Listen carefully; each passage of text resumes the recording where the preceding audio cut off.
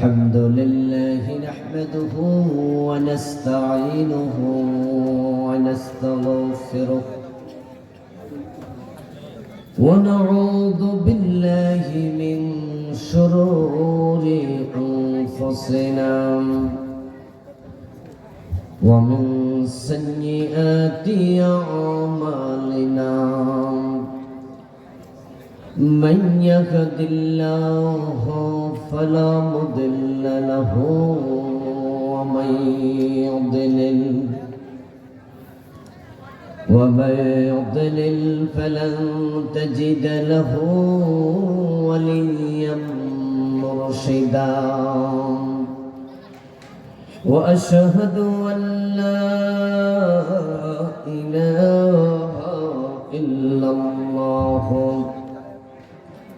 وأن محمدًا عبده ورسوله أما بعد فقد قال الله تعالى في كلامه المجيد সকলে আমার সাথে পড়ুন أعوذ بالله من الشيطان الرجيم بسم الله الرحمن الرحيم أحسب الناس أن يتركوا أن يقولوا آمنا وهم لا يفتنون ولقد فتنا الذين من قبلهم فليعلمن الله الذين صدقوا وليعلمن الكاذبين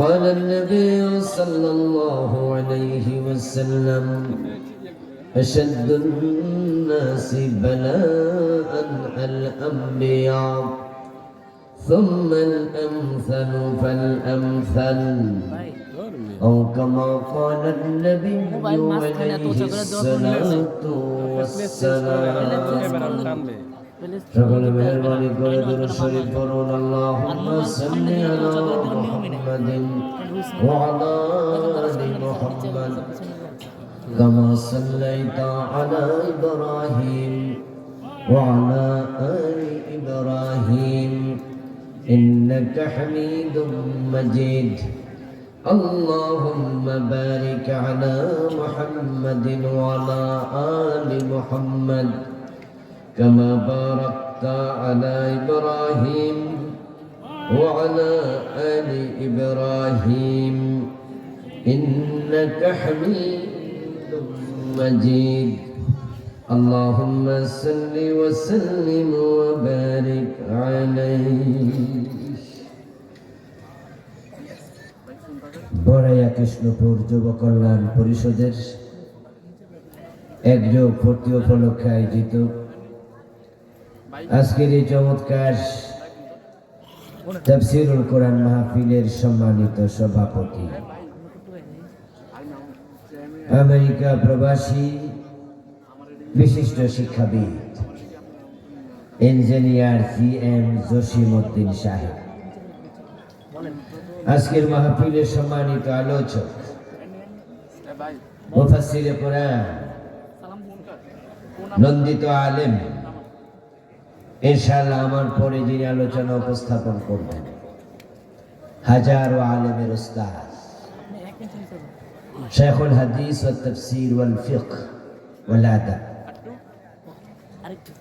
উস্তাদুনা মুহতারাম মাওলানা মুফতি কাজী ইব্রাহিম হাফেজাহুল্লাহ। আল্লাহ তাআলা হুজুরের সুস্থ সুন্দর লম্বা হায়াত দান করুন।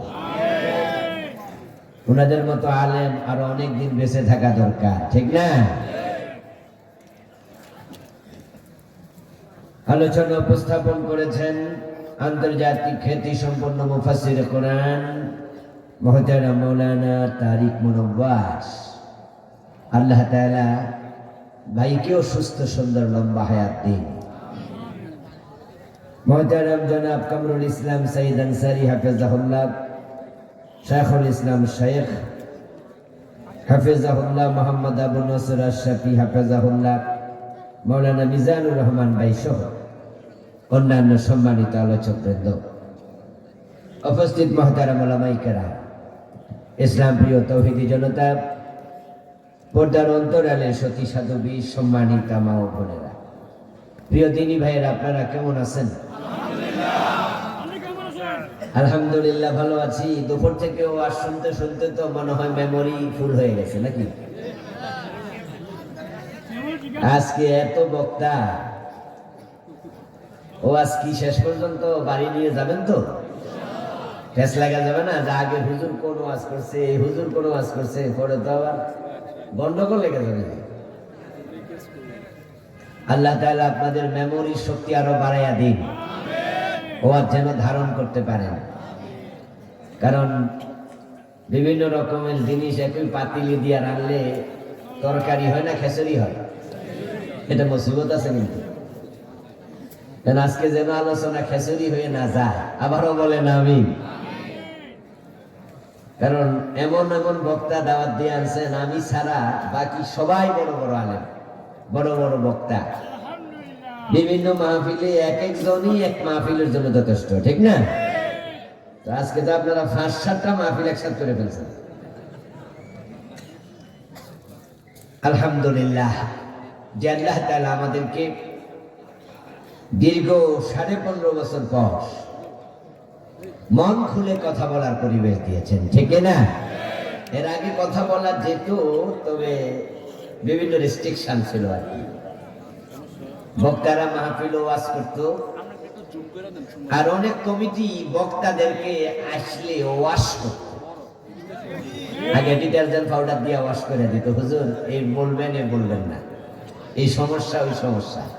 হুজুর নাকে খত দিয়ে অনুমতি আনছে, হুজুর থানায় কিন্তু 12টা শর্ত দিছে। আবার এলাকার বিভিন্ন নেতা কান খাড়া করে বসে আছে, আগামী দিন ধরবো আমরা, এই জন্য আমরাও পাইছেন, আমরাও বাঁচাই। তাই মাহফিলে এসলো বক্তারা কথা বলতে দ্বিধা করত, কারণ হক কথা বলেছে, বক্তার ফ্যান্ডেলেই বক্তাকে অ্যারেস্ট করা হয়েছে, এমন ঘটনা ঘটেছে। মাইক কেড়ে নিয়েছে, পুলিশ এসেছে, বক্তাকে মাহফিলের মঞ্চে বেজ্জতি করছে, ঠিক না?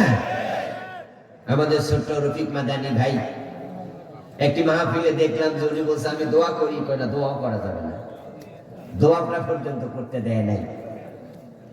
কিন্তু আল্লাহ শুকরিয়া, 15.5 বছর পরে আল্লাহ আমাদেরকে আজাদি দিয়েছে, মুক্তি দিয়েছে। এখন আর জালেমরা নাই, কেউ শর্ত দিতে পারে না, নিঃসংকোচে নির্দ্বিধায় আমরা এখন আল্লাহর কালাম আল্লাহর জমিনে অবারিত ভাবে বলছি যে আল্লাহ তাআলা সুযোগ করে দিলেন। আমরা শুরুতে তাকেই ধন্যবাদ জানাই, শুকরিয়া জানাই, কালিমাতু শুকর করি, আলহামদুলিল্লাহ। প্রিয় দিনী ভাইরা, আমি আপনাদের সম্মুখে পবিত্র কোরআন মাজিদ থেকে সূরাতুল আনকাবুতের প্রথম 2টি আয়াতে কারিমা থেকে তেলাওয়াত করেছি।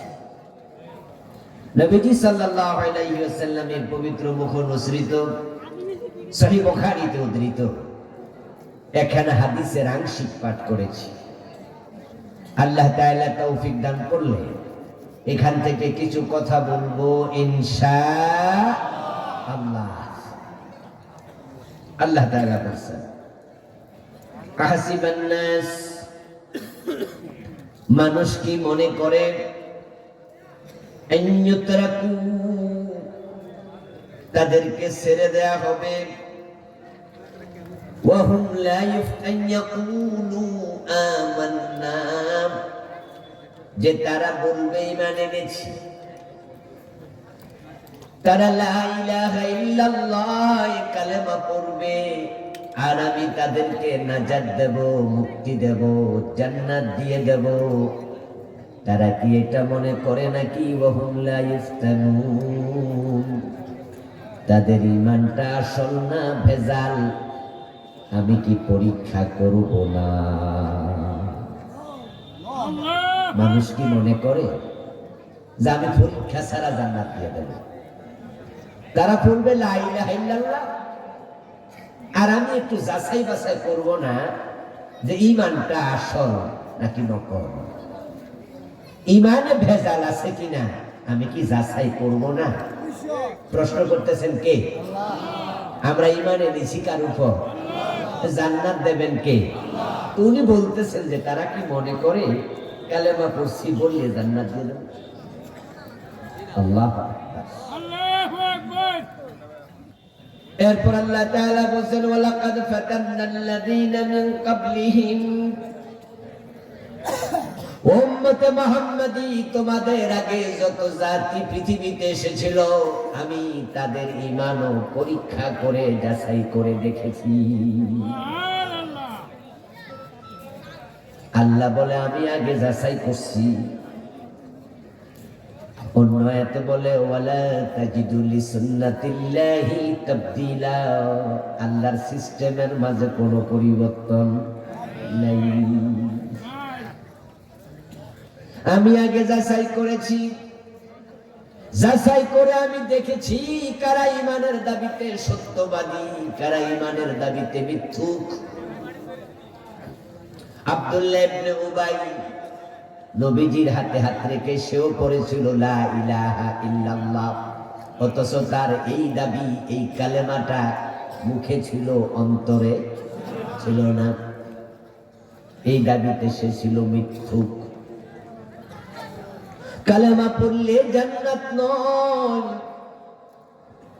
কালেমার মাঝে ভেজাল ঢুকেছে। এজন্য তো আমরা দেখেছি হাসানুল হক ইনু, রাশেদ খান মেনন, আজ থেকে বছর ৩-৪ আগে দুইজন একসাথে হজে গেছে। তারা যখন হেরামের কাপড় পরে তারাও কিন্তু বলছে লাব্বাইক আল্লাহুম্মা লাব্বাইক লা শারীকা লাকা লাব্বাইক ইন্নাল হামদা ওয়ান নি'মাতা লাকা ওয়াল মুলক। এটা পরেই এহরাম কাপড় পরলো, এহরাম বাঁধলো। এই যে তারা এহরামে তালবিয়াটা পড়লো, সেখানে বললো আল্লাহ আমি হাজির। আসলে তারা কি আল্লাহর কাছে আত্মসমর্পণ করে হাজির হয়েছিল নাকি? আমাদের দেশের সিনেমার নায়ক নায়িকা কি হজে যায় না, উমরা করে না? তারাও তো বলে লাব্বাইক আল্লাহ আমি হাজির। আসলে কি তারা সর্বান্তকরণে আল্লাহর কাছে আত্মসমর্পণ করে হাজির হয়েছে? যদি হতো সিনেমা করে কেমনে ফিরে এসে? ও প্রিয় ভাই, যে হাসানুল হক ইনু, রাশেদ খান মেনন, তারা তালবিয়া পড়ে হজ করলো, সেখানে বলছে সর্বশেষ শব্দ লাকা ওয়াল মুলক, আল্লাহ রাজত্ব তোমার। এই হাসানুল হক ইনু, রাশেদ খান মেনন, আমাদের ধর্ম নিরপেক্ষ রাজনীতিবিদেরা হজ করার সময় তালবিয়া পড়লো লাকা ওয়াল মুলক, রাজত্ব তোমার। অথচ তারা আল্লাহর রাজত্বে, আল্লাহর আইন মানতে রাজি না, বরং আল্লাহর আইনের কথা যারা বলে তাদেরকে ফাঁসিতে ঝুলাইয়া দেয়। যারা আল্লাহর আইনের পক্ষের শক্তি, তাদের বুকে তারা গুলি চালায়। যারা আল্লাহর আইনের কথা বলে ওদেরকে রাজাকার, মৌলবাদী বলে গালি দেয়। তাহলে মুখে যে বললো লাকা ওয়াল মুলক, মুখে বললে জান্নাত নয়। আল্লাহ তো আমি যাচাই করে দেখবো কার কালেমা খাঁটি আর কার কালেমা মিথ্যা।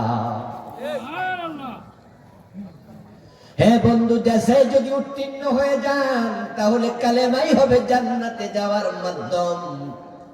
কালেমা ঈমান, আর ঈমান হলো জান্নাতে যাওয়ার একমাত্র চাবিকাঠি।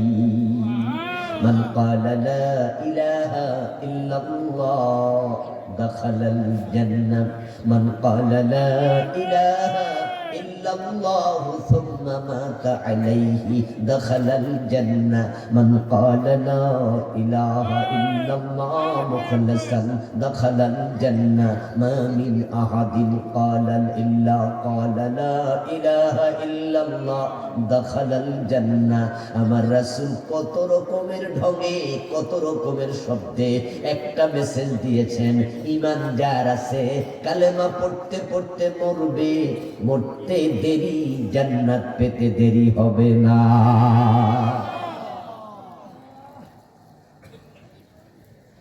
ইন্নাল্লাযীনা ক্বালু রাব্বুনাল্লাহু সুম্মা ইসতাকামু তাতানাজ্জালু আলাইহিমুল মালাঈকা আল্লা তাখাফু ওয়া লা তাহজানু ওয়া আবশিরু বিল জান্নাহ। সুবহানাল্লাহ। যারা বলবে ঈমান এনেছি এবং ঈমানের উপর অটল অবিচল থেকে মৃত্যুবরণ করবে, তাদের মৃত্যুর সময় ফেরেশতা পাঠাবে।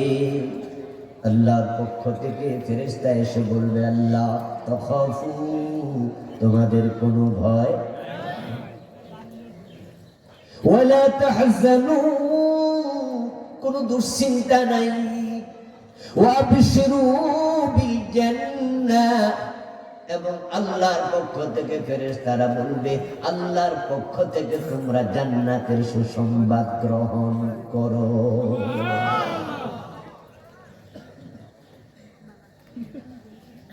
الذين تتوفاهم الملائكة طيبين يقولون سلام عليكم ادخلوا الجنة بما كنتم تعملون। অন্য আয়াতে আল্লাহ বলেন, যারা ঈমানের উপরে মরবে, পবিত্র কালেমা নিয়ে মরবে, মৃত্যুর ফেরেশতা এসে লাইন ধরে সালাম দেবে, আর মৃত্যুর সময় বলবো দুখুলুল জান্নাহ, তুমি ডাইরেক্ট জান্নাতে ঢুকে যাও। জাসাইটিকে ডাইরেক্ট জান্নাত। এই ঈমান হবে জান্নাতে যাওয়ার মাধ্যম। আল্লাহ তাআলা বলছে, ইয়াওমা তারাল মুমিনিনা ওয়াল মুমিনাতি ইয়াসআ নূরুহুম বাইনা আইদিহিম ওয়া বিআইমানিহিম বুশরাকুমুল ইয়াওম জান্নাতুন তাজরি মিন তাহতিহাল আনহার। ও প্রিয় নবী, ঈমানদার নরনারী যখন পৌঁছেরাতে যাবে, সেখানে গুড়গুড়ে অন্ধকার থাকবে, পৌঁছেরাত হবে আদাক্কু মিনাশ শারা ওয়া হাদ্দু মিনাস সাইফ। এটা চুলের চেয়ে চিকন, এটা তলোয়ারের চেয়ে ধারালো, এটা থাকবে জাহান্নামের আগুনের উপরে প্রতিষ্ঠিত। ফুলসেরাত আল্লাহ বানাবেন বাইনা জহরানাই জাহান্নাম, জাহান্নামের পিঠের উপর, আর জাহান্নামের আগুন হলো নিকষ কালো। ওই কালো আগুনের উপরে চুলের মতো চিকন রাস্তা দেখা যাবে না। কিভাবে দেখবে? আল্লাহ কোরআনে বলেন, ইয়াউমা তারাল মুমিনিনা ওয়াল মুমিনাতি ইয়াসআ নূরুহুম। মুমিনরা যখন যাবে, তখন তাদের ডান দিকে থেকে, বুকের দিক থেকে ঈমানের আলো জ্বলতে থাকবে।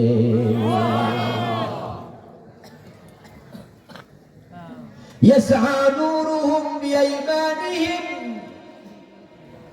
মিন বাইনি আইদিহিম ওয়া বিআইমানিহিম। ঈমানের নূর বের হবে কলব থেকে, ডান পাশ থেকে। ঈমান আছে ফুলসেরাত পার হবে, ঈমান নাই জাহান্নামে পড়ে যাবে। ঈমান নিয়ে মরবে, জান্নাত পেয়ে যাবে। ঈমানই হলো জান্নাতে যাওয়ার একমাত্র মাধ্যম। যেই ঈমান দিয়ে জান্নাত পাওয়া যায়, আল্লাহ বলে আমি যাচাই না করে ঈমানের পরীক্ষায় কাউকে পাস দেই না। মানুষ কি মনে করে ঈমান আনছি বললে ছেড়ে দেবো, পরীক্ষা করা হবে না? মানে পরীক্ষা করা হবে। অন্য আয়াত আর একটু শক্ত করে বলেছেন, এখানে প্রশ্ন করছে আরবি বালাগাতের কায়দা ইস্তেফহামের অনেকগুলো অর্থ আছে, যারা মাদ্রাসায় পড়ছে তারা জানে। আরবি সাবজেক্টের মাঝে একটা বালাগাত নামক সাবজেক্ট আছে, যেটা ভাষার অলংকার শিখায়, স্টাইল শিখায়, ডিজাইন শিখায়। তার মাঝে প্রশ্নের মাঝে অনেকগুলো দিক আছে। এটা হচ্ছে আল ইস্তিফহাম লিতাকরীর লিতাসবীত, প্রশ্ন করে আল্লাহ বুঝাচ্ছে এটা হবেই। আহাসিবান নাস, মানুষ কি মনে করে ছেড়ে দেব, মানে ছাড়বো না।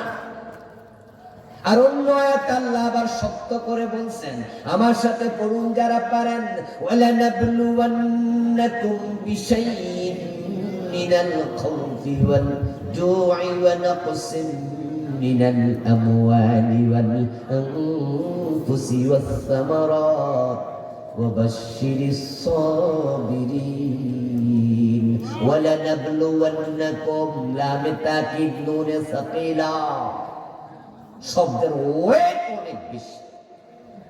অবশ্যই অবশ্যই আমি তোমাদেরকে পরীক্ষা করব। কে বলতেছেন? জোরে বলেন, কে বলছেন? আল্লাহ বলে অবশ্যই, নামে তাকিদ নুনে সাকিলা, পরীক্ষা আমি করবই।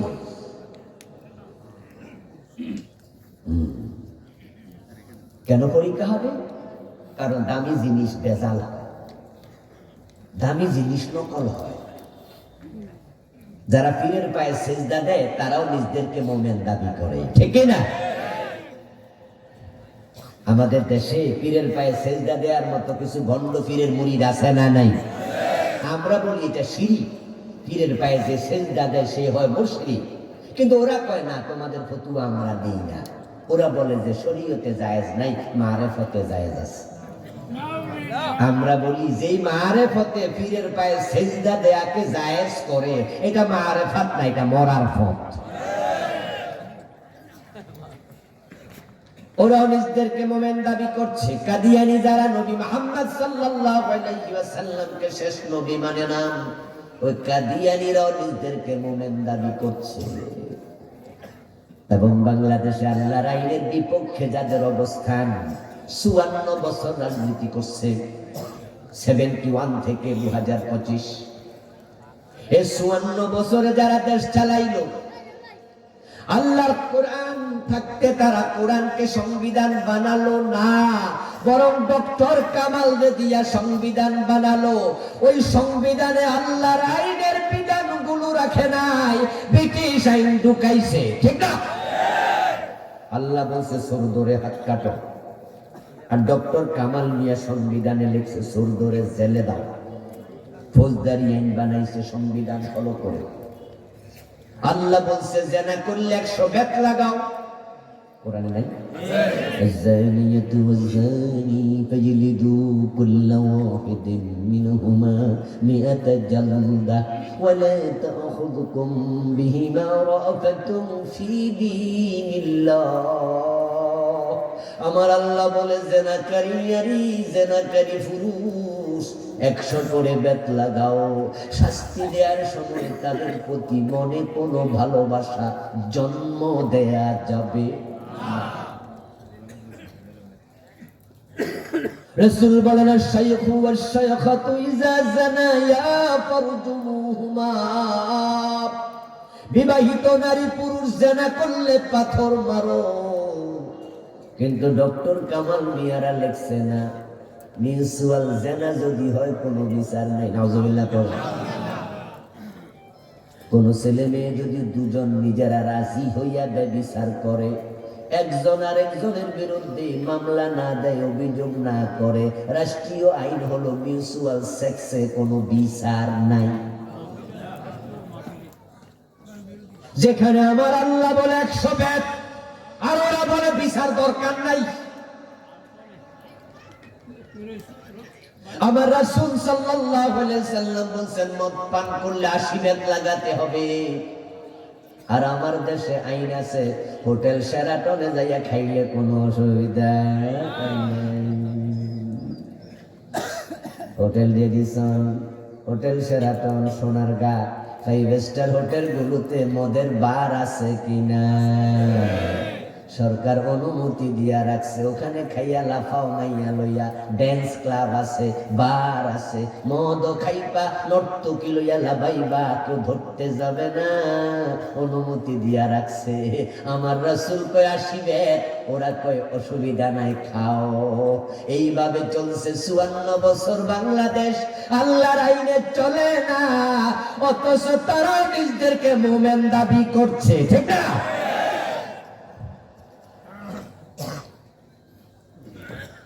আমাদের সাবেক প্রধানমন্ত্রী উনি নিজে বক্তৃতার মাঝে বলছেন, সকালবেলা ঘুম থেকে উঠে উনি জায়নামাজ খোঁজেন।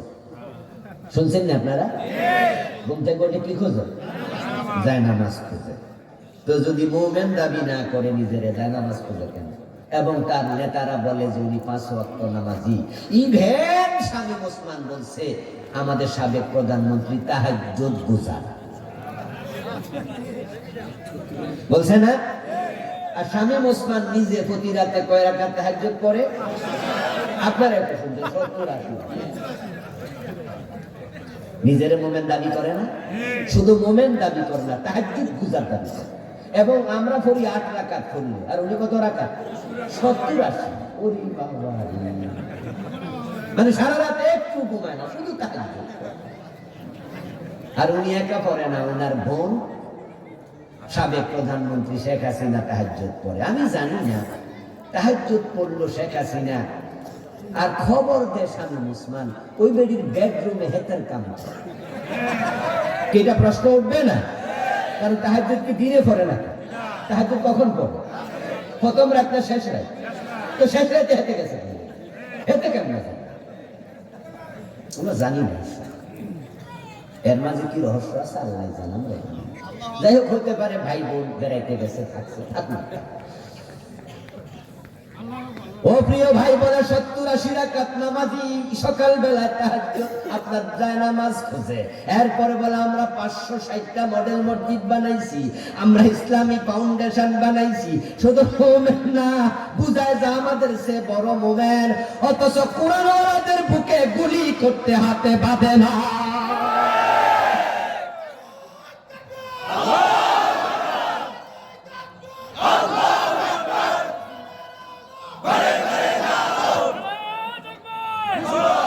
আমার প্রিয় ভাইরা,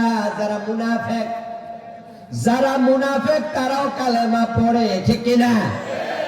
এজন্য আল্লাহ বলে আমি যাচাই করব ইমানটা আসল না ভেজাল। দামি জিনিস ভেজাল হয়। আচ্ছা বলুন তো, 10 টাকার নোট কোনোদিন 2 নাম্বার হয়েছিল? জাল হইতে শুনছেন? কিন্তু 100-500 টাকার নোট জাল হয় কিনা? 1000 টাকার নোট জাল হয় কিনা? দামি জিনিস জাল বাইর হয়, ভেজাল বাইর হয়। এই জন্য আমরা কেউ যদি 10 টাকার নোট দেয় দোকানে গেলে, আমরা কোনোদিন কোনায় টিপ মারি না। কিন্তু 1000 টাকার নোট দিলে আজরাইলের মতো করি, ঠিক না?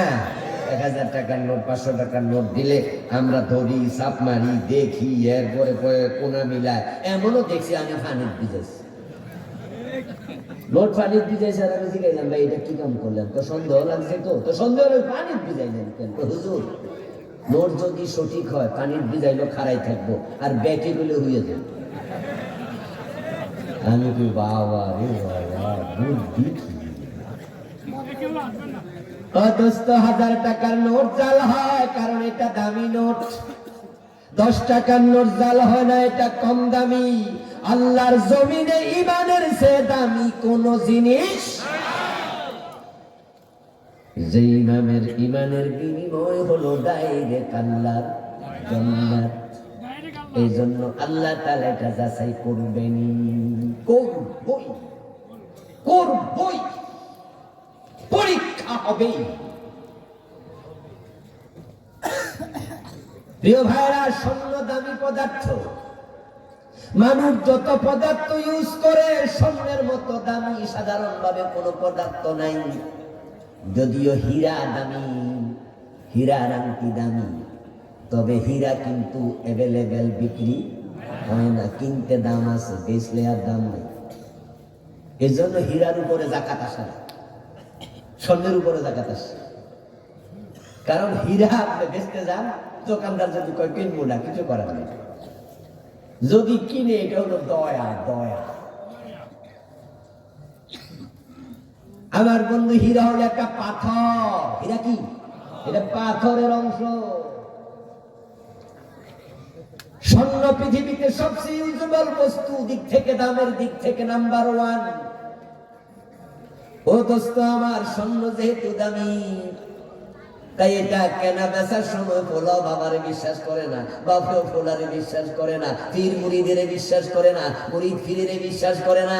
আপনি বেচতে যান, ইমাম সাহেব যে বেটা স্বর্ণ দোকানদার, হে আপনার মুরিদ, হে আপনার মুসল্লি, কিন্তু যখনই দেবেন বেটা কালো একটা পাথর লইয়া কষা মারবো, তারপরে কইব হুজুর ঠিক আছে। কষা মাইরা যদি কই হুজুর এটা তো ইমিটেশন।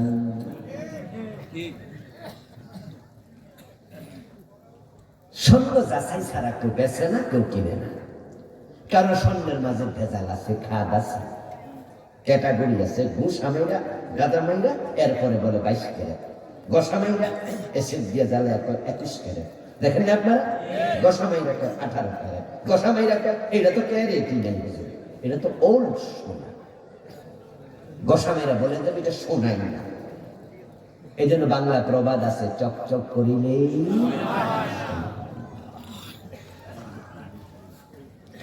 প্রিয় ভাইরা আমার, আল্লাহ তাআলা ঈমানকে যাচাই না করে নেন। আহসিবান নাস ওয়া ইউতরাকু ওয়া ইয়াকুলু আমান্না ওয়া হুম লা ইফতানুন। আরশের মালিক বলে আমি ঈমান যাচাই করব, পরীক্ষা করব। তাহলে আল্লাহ হলেন পরীক্ষক, মুমিনরা হলেন পরীক্ষার্থী, ঠিক কি না? কোরআন হলো সিলেবাস, দুনিয়া হলো পরীক্ষার হল, রাসূল হলেন শিক্ষক। সুবহানাল্লাহ বলেন। পরীক্ষক কে? পরীক্ষক কে? পরীক্ষা কে করবে? আল্লাহ আকবার, আল্লাহ আকবার। পরীক্ষা। এখন আমরা যারা মুমিন আছি, পরীক্ষা দেওয়ার জন্য প্রস্তুতি নেয়ার প্রয়োজন আছে না নাই? কারণ যদি পরীক্ষা নেই, প্রশ্ন করে আর প্রস্তুতি না থাকে, আপনি ফেল মারার সম্ভাবনা আছে। ও দোস্ত, এটা এমন এক পরীক্ষার হল, এই হলে কোন ছাত্র দ্বিতীয়বার পরীক্ষা দেওয়ার জন্য সুযোগ আর পাবে? মারাত্মক এক জায়গা। দুনিয়ার পরীক্ষা হলে একবার ফেল, আর একবার যাও, পরের বার যাও, পরের বার ফেল, পরের বার যাও, পরের বার ফেল, পরের বার যাও। এক রেজিস্ট্রেশনে 3 বার পরীক্ষা দেয়া যায়। ফেল মেরেছো, আবার রেজিস্ট্রেশন করো, আবার যাও, 9 বার পরীক্ষা দাও, 10 বার পরীক্ষা দিয়া পাস করার সুযোগ আছে। কিন্তু দুনিয়া মনে পরীক্ষার হল, যেখানে দ্বিতীয়বার ফেরার কোনো সুযোগ নেই। তাই এখানে ফেল করলে কোনো উপায় নাই। আল্লাহ ইমানের পরীক্ষায় ফেল করাই না। পরীক্ষা হবেই, পরীক্ষা হবেই। قال رسول الله صلى الله عليه وسلم شد الناس بلاء الأنبياء ثم الأمثل فالأمثل। নবীজি বলছেন, যত লোক দুনিয়া আসছে, পরীক্ষা সবাইকে দিতে হবে ইমানদার যদি দাবি করে। আর যার ইমান নাই, তার কোনো পরীক্ষাও নেই। সে তো ছাত্রই না, তার কিসের পরীক্ষা? দাবি করলে না যাচাইয়ের প্রশ্ন, সে তো দাবি করে নাই। নবীজি বলছেন যে দুনিয়ার সবচেয়ে বড় মুসিবতের পরীক্ষা, কঠিন পরীক্ষা দিয়েছে আল্লাহর নবীরা। নবীদের মতো এমন বিপদ আল্লাহ কাউকে আর দেন নাই। ওয়ালানাবলুওয়ান্নাকুম বিশাইইন মিনাল খাউফ, আমি পরীক্ষা করব ভয় দিয়ে, ওয়াল জু, ক্ষুধা দিয়ে, ওয়া নাকসিম মিনাল আমওয়াল, আমি মালের ক্ষতি দিয়া, ওয়াল আনফুস, জানের ক্ষতি দিয়া। এমন নবীও ছিলেন যার মাথার মাঝে খরাত বসাইয়া 2 টুকরা করে ফেলা হয়েছে।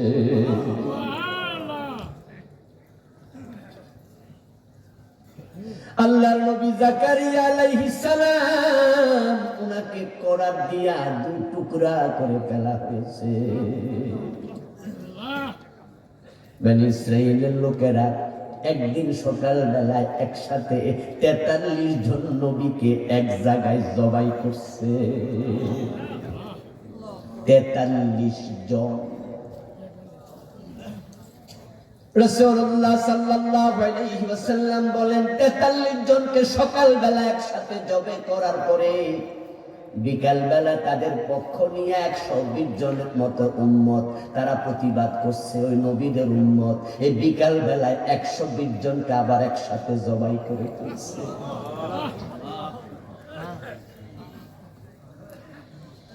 রাসূলুল্লাহ সাল্লাল্লাহু আলাইহি ওয়াসাল্লামের দিকে তাকাও, দুনিয়ার সবচেয়ে বড় নবী, বড় মানুষ, আল্লাহর সৃষ্টির মাঝে সেরা মানুষ, তাকায়া দেখো কাঁচা দাঁত ভেঙে ফেলেছে, হেলমেট ভেঙে ওহুদের দিন রাসূলুল্লাহর মাথায় ঢুকেছে। রাসূলুল্লাহ 3 ঘন্টা বেহুশ ছিলেন। তায়েফের দিন রাসূলকে এত বেশি পাথর মারা হয়েছিল, আল্লাহর হাবিবের গায়ে একটা পশমের জায়গা বাকি ছিল না যেখানে রক্তের দাগ লাগে নাই।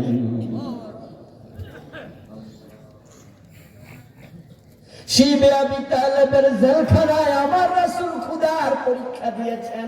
3 বছর এমন জেলখানায় তারা রেখেছে, খাবারের সাপ্লাই, পানির সাপ্লাই বন্ধ করে দিয়েছে। আমার রাসূলের কানন মুনার পরিবারের সদস্যরাও ছিল সেই মুসিবতে, সেই পরীক্ষার ভিতরে। খাবারের অভাবে, পানির অভাবে তারা গাছের ছাল বা লতা পাতা খেয়েছে। পানি নাই, বুকের দুধ শুকায় গেছে, বাচ্চাদের চিৎকারে রাতে আকাশ ভারী হয়ে যেত, তাদের পায়খানা ছাগলের পায়খানার মতো শক্ত হয়ে গেছে। আমির হামজার দিকে তাকাও, কলিজাটা ছিঁড়ে হিন্দা কাঁচা চাবাইছে। পরীক্ষা কাকে বলে? ওদের দিন আমির হামজার লাশ মসলা করা হচ্ছে। রাসূলুল্লাহ সাল্লাল্লাহু আলাইহি ওয়াসাল্লামের ফুফি হযরত সাফিয়া বিনত আব্দুল মুত্তালিব রাদিয়াল্লাহু তাআলা আনহা, উহুদ থেকে মদিনার দূরত্ব মাত্র 3 মাইল, 3.5 মাইল। তিনি শুনলেন মদিনায় আওয়াজ চলে গেছে, আমির হামজা শহীদ, 22 শাহাদাত বরণ করেছে শুনে হযরত সাফিয়া দৌড়ায় আসলেন যুদ্ধের ময়দানে। যুদ্ধ তখন শেষ, 70 জন সাহাবা শহীদ হয়ে গেছে, রাসূলুল্লাহ বেহুশ হয়ে গেছে, রাসূলের দাঁত ভেঙে ফেলেছে, মাথায় হেলমেট ঢুকে গেছে, পরিস্থিতি বড় জটিল।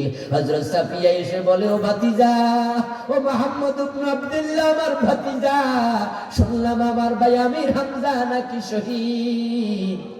তাকে দাফন করার আগে এক নজর তার লাশটা আমাকে দেখতে দাও, আমি তার বোন, আমি একটু দেখে চোখ জুড়াই। নবীজি সাল্লাল্লাহু আলাইহি ওয়াসাল্লাম বললেন, ফুফি, তুমি হামজার লাশ দেখতে চাইও না, তুমি সহ্য করতে পারবা না। হামজার লাশ বিকৃত করে ফেলেছে তারা, উনার হাত কেটে ফেলেছে, পা কেটে ফেলেছে, কান কেটে ফেলেছে, নাক কেটে ফেলেছে, চোখ উপড়াইছে, উনার জিহ্বাটা বের করে কেটেছে, হিন্দা উনার বুকটা ছিঁড়ে কলিজাটা বের করে চাবাইছে, উনার লজ্জাস্থান পর্যন্ত কেটে ফেলেছে। ফুফি, তুমি সহ্য করতে পারবে না। সাফিয়া বিনত আব্দুল মুত্তালিব রাদিয়াল্লাহু তাআলা আনহা বলে, না না, আমি ধৈর্য ধরবো, হাসরের দিন পরিচয় দেব, আমি শহীদ আমির হামজার বোন।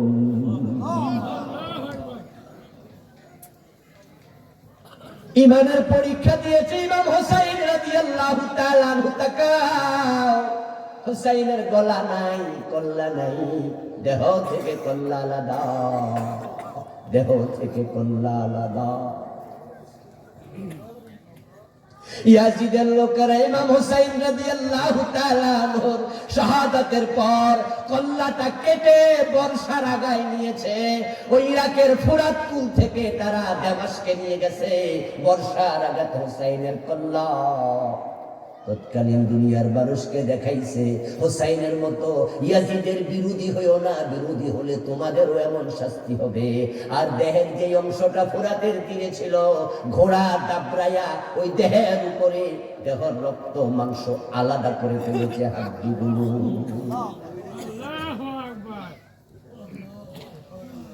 وَلَنَبْلُوَنَّكُمْ بِشَيْءٍ مِّنَ الْخَوْفِ وَالْجُوعِ وَنَقْصٍ مِّنَ الْأَمْوَالِ وَالْأَنفُسِ وَالثَّمَرَاتِ وَبَشِّرِ الصَّابِرِينَ। যারা ধৈর্য ধরবে ও নবী তাদেরকে জান্নাতের সুসংবাদ দিন। সুবহানাল্লাহ। পরীক্ষা আসবে, পরীক্ষা হবে। যারা ভালো প্রস্তুতি নেয়, যারা ভালো ছাত্র, তারা পরীক্ষার খবর শুনে কখনো ভয় পায় না, বরং তারা ভাবে যে পরীক্ষা দিলে একটা সুবিধা আছে, সেটা হচ্ছে পাশ করলে উপরের ক্লাসে যাওয়া যায়, ঠিক কিনা? আর যারা পরীক্ষার কথা শুনে ভয় পাবে তারা উপরের ক্লাসে উঠতে পারবে না, ওখানে থেকে যাবে। ইনদাল ইমতিহান ইকরামুর রাজুল ওয়া ইউহান, বিখ্যাত আরবি প্রবাদ। পরীক্ষা যখন আসে তখন কেউ সম্মানিত হয়, কেউ অপমানিত হয়। পাশ করলে সম্মান, ফেল করলে অপমান। আল্লাহ যেহেতু পরীক্ষা নেবেনি, তাই পাশ করার জন্য প্রস্তুতি আমাদেরকে নিতেই হবে। কি প্রস্তুতি একটু পরে আমি বলবো, কিন্তু আপনাকে মাথায় রাখতে হবে পরীক্ষা আপনার আছে, পরীক্ষা সামনে, পরীক্ষা আসছে, পরীক্ষা চলছে। পরীক্ষা গত 15 বছর আল্লাহর একদল বান্দা দিয়েছে। আল্লামা সাইদির দিকে তাকায় দেখো, ইউসুফের জেলখানায় 13টা বছর কাটাইছে। এগুলো ইমানের পরীক্ষা ছিল। ইউসুফের পরীক্ষার হল যেটা, আল্লামা সাইদির পরীক্ষার হল সেটাই। ইউসুফ আলাইহিস সালামকে জেলখানায় যারা দিয়েছিল ওনার কোনো অপরাধ ছিল, কিন্তু অভিযুক্ত ছিল। অভিযোগ ছিল না? জুলাইখা তো বলেছে, কোরআনে তো সূরা ইউসুফ আপনারা পড়েছেন, দেখেছেন। জুলাইখা বলেছে যে সে আমার গায়ে হাত দিতে এসেছে। জুলাইখা জানে যে ইউসুফ নির্দোষ। আপনাদের কাছে আমার প্রশ্ন, যে জুলাইখা ইউসুফ আলাইহিস সালামের বিরুদ্ধে অভিযোগ করলো, জুলাইখার কাছে ইউসুফ গেছে না জুলাইখা ডেকে নিছে? ইয়েস, জুলাইখা বলছে। জুলাইখা নিজে উনাকে পুষলাইছে। কোরআনে আছে, ওয়াগাল্লাকাতিল আবওয়াবা ফাকালাত হাইতা লাক। আল্লাহ সূরা ইউসুফ বলেন, জুলাইখা ইউসুফ আলাইহিস সালামকে অন্দর মহলে নিয়া ঘরের দরজা লাগাইয়া দিছে নিজে। ওয়াগাল্লাকাতিল আবওয়াব, সে নিজে দরজা লাগাইছে, লাগাইয়া তারপরে ফাকালাত হাইতা লাক, সে নিজে দাওয়াত দেয়, ইউসুফ আসো আমরা একসাথে রোমান্স করি। আউযুবিল্লাহ, তোমাকে আমি কাছে পেতে চাই, তুমি আসো। ইউসুফ আলাইহিস সালামকে মহিলা কাছে পেতে চেয়েছে। ইউসুফ আলাইহিস সালাম সেদিন বলেছিলেন, মাআযাল্লাহ, আমি আল্লাহর কাছে তোমার এই অনিষ্ট থেকে আশ্রয় প্রার্থনা করি।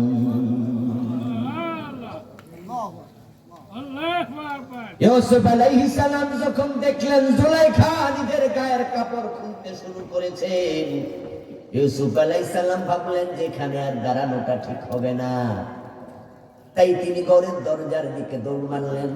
জুলাইখা অট্ট হাসি দিয়া বলে, ইউসুফ, আজকে পালানোর কোনো ব্যবস্থা রাখি নাই, ঘরের বাহির থেকেও তালা লাগানো আছে, আমার দাসীরা আমার অর্ডারে কাম করছে, যাইবা কই, যাওয়ার কোনো জায়গা নাই।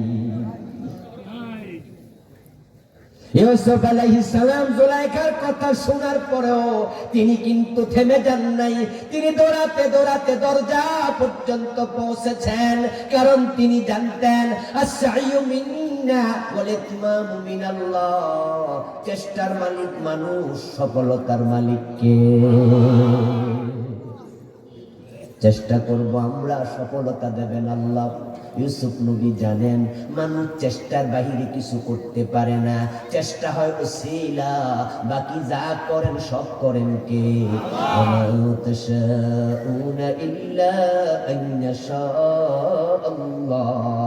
তোমরা যা চাও তা হবে না, আল্লাহ যা চায় তাই হবে।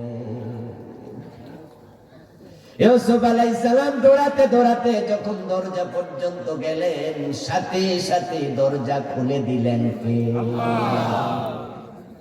দরজা গেল খুলে।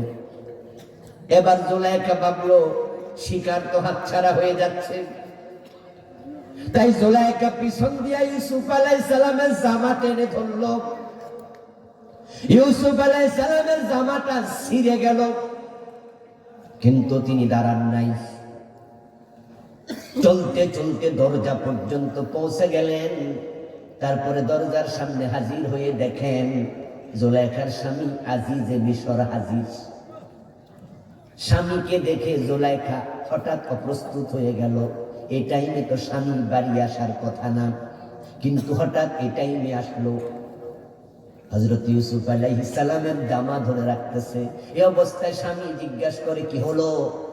বাড়ির চাকর আমার দাস, তার জামা ধরে টানাটানি করছো কেন? তখন জুলাইখা সাথে সাথে বলে ফেললো, তোমার দাস ঘরে ঢুকছে আমার ইজ্জতে হাত দিতে, আমি তারে দৌড়ানি মারছি। বলেন নাউযুবিল্লাহ। মিথ্যা অভিযোগ দিয়ে দিল। এখানে আমাদের জন্য অনেকগুলো শিক্ষণীয় আছে।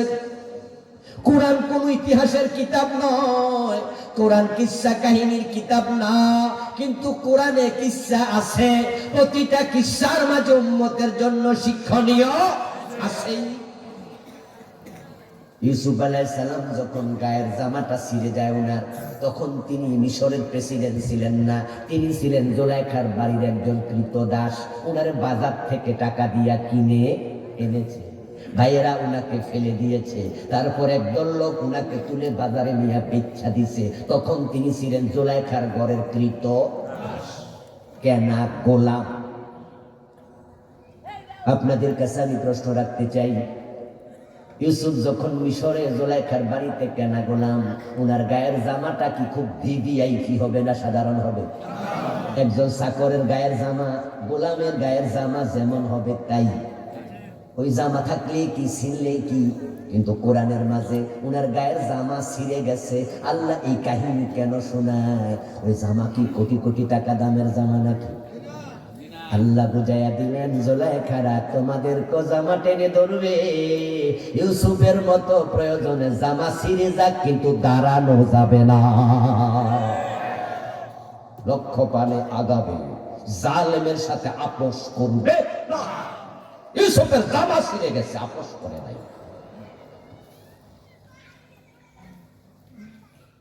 হযরত ইউসুফ আলাইহিস সালাম ঘরের দরজা পর্যন্ত যাওয়াতে আল্লাহ দরজা খুলে দিছে। এই কথা বলে আল্লাহ বুঝায়, যুগে যুগে জুলাইখারা আসবে, তারাও বিভিন্ন রকমের ফন্দি করবে, ফিকির করবে, ষড়যন্ত্র করবে। তোমরাও আত্মরক্ষা করো, তোমরাও জীবন নিয়ে তার থেকে পালাইও, ওই জালেমদের সাথে আপোষ করো না। তবে ইউসুফের ঘটনা থেকে শিখো। ইউসুফ দৌড়াতে দৌড়াতে দরজার কাছে এসেছে, আমি দায়িত্ব নিয়ে খুলে দিয়েছি। প্রমাণ হয়েছে মানুষের চেষ্টা যেখানে শেষ, আল্লাহর সাহায্য সেখানে হবে। ইউসুফ আলাইহিস সালাম যদি জুলাইখার কাছে দাঁড়ায়া থাকতেন আর মনে মনে বলতেন, কিয়ামতের দিন আল্লাহকে আমি জানাবো, আল্লাহ বেডি ঘরের দরজা বন্ধ করে ফেলেছে, আমার দোষ কি? এখন বেডি ঘরের দরজা বন্ধ কইরা কাপড় চোপড় খইলা ইউসুফ নবীকে জড়াইয়া ধরলে গুনাহ হওয়ার সম্ভাবনা ছিল কিনা? গুনাহ থেকে বাঁচার জন্য তিনি দৌড় মারছেন। ঠিক আমরাও জুলাইখাদের বিভিন্ন ষড়যন্ত্রের কবলে পড়ে গেছি। আলহামদুলিল্লাহ আমাদের আল্লাহর সাহায্য আল্লাহ করেছে। এই 15 বছর কত ষড়যন্ত্র হয়েছে, আল্লাহ বাংলার মানুষকে নবী ইউসুফের মতো এখন মুক্ত করে দিয়েছে। আল্লাহর সাহায্য আসে, প্রমাণ আমরা পেয়েছি। ইউসুফ আলাইহিস সালামের কাছে সাহায্য আসলো, অভিযোগ করলো জুলাইখা উনার স্বামী উনাকে জেলে ঢুকাইয়া দিল, কিন্তু আল্লাহ তাআলা এক সময় উনাকে মুক্ত করলেন। আপনাদের কাছে আমার প্রশ্ন, ইউসুফ নবী যে নির্দোষ এটা কি জুলাইখা জানে না? তার স্বামী নাও জানতে পারে, তার স্বামী আইডিয়া করছে, বউয়ের কথা সত্য মনে করছে, কিন্তু যে বউ অভিযোগ করছে সে তো জানে আসলে ইউসুফের কোনো দোষ। ঠিক বাংলাদেশের যে জালেম জুলাইখা ছিল, আল্লামা সাঈদীর দর্শনকারী না, খুনি না, যুদ্ধাপরাধী না, বাংলার জুলাইখা শেখ হাসিনাও এটা জানত।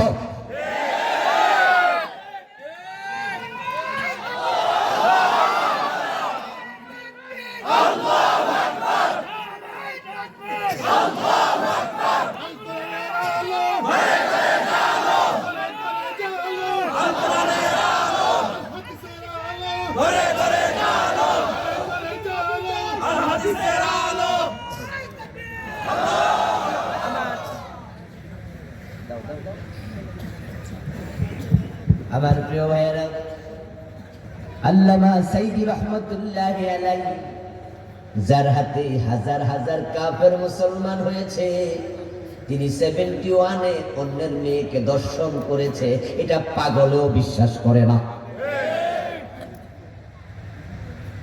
এবং এটা যে মিথ্যা অভিযোগ, এটা তো আমরা স্কাইফি কেলেঙ্কারি ফাঁস হওয়ার পরে টের পাইছি। বিচারপতি নিজামুল হক বলেছেন যে সরকার একটা রায় চায়, এটা গ্রাম্য সালিশের মতো, সাক্ষী বাক্ষী লাগবে না, একটা রায় হলেই হয়। ওনাকে বলা হচ্ছিল যদি এই রায় তুমি সরকারের পক্ষে দাও, তোমাকে এপিলিয়েট ডিভিশন বিচারপতি বানানো হবে। শুধু দুনিয়ার কিছু সাময়িক সুবিধার জন্য তার আল্লামা সাঈদীকে মিথ্যা মামলায় ফাঁসির অর্ডার দিয়েছে, পরে যাবজ্জীবন কারাদণ্ড দিয়েছে। এই সবটা বাংলাদেশ থেকে পরিকল্পিত ছিল না, সবটা ছিল দিল্লি থেকে পরিকল্পিত।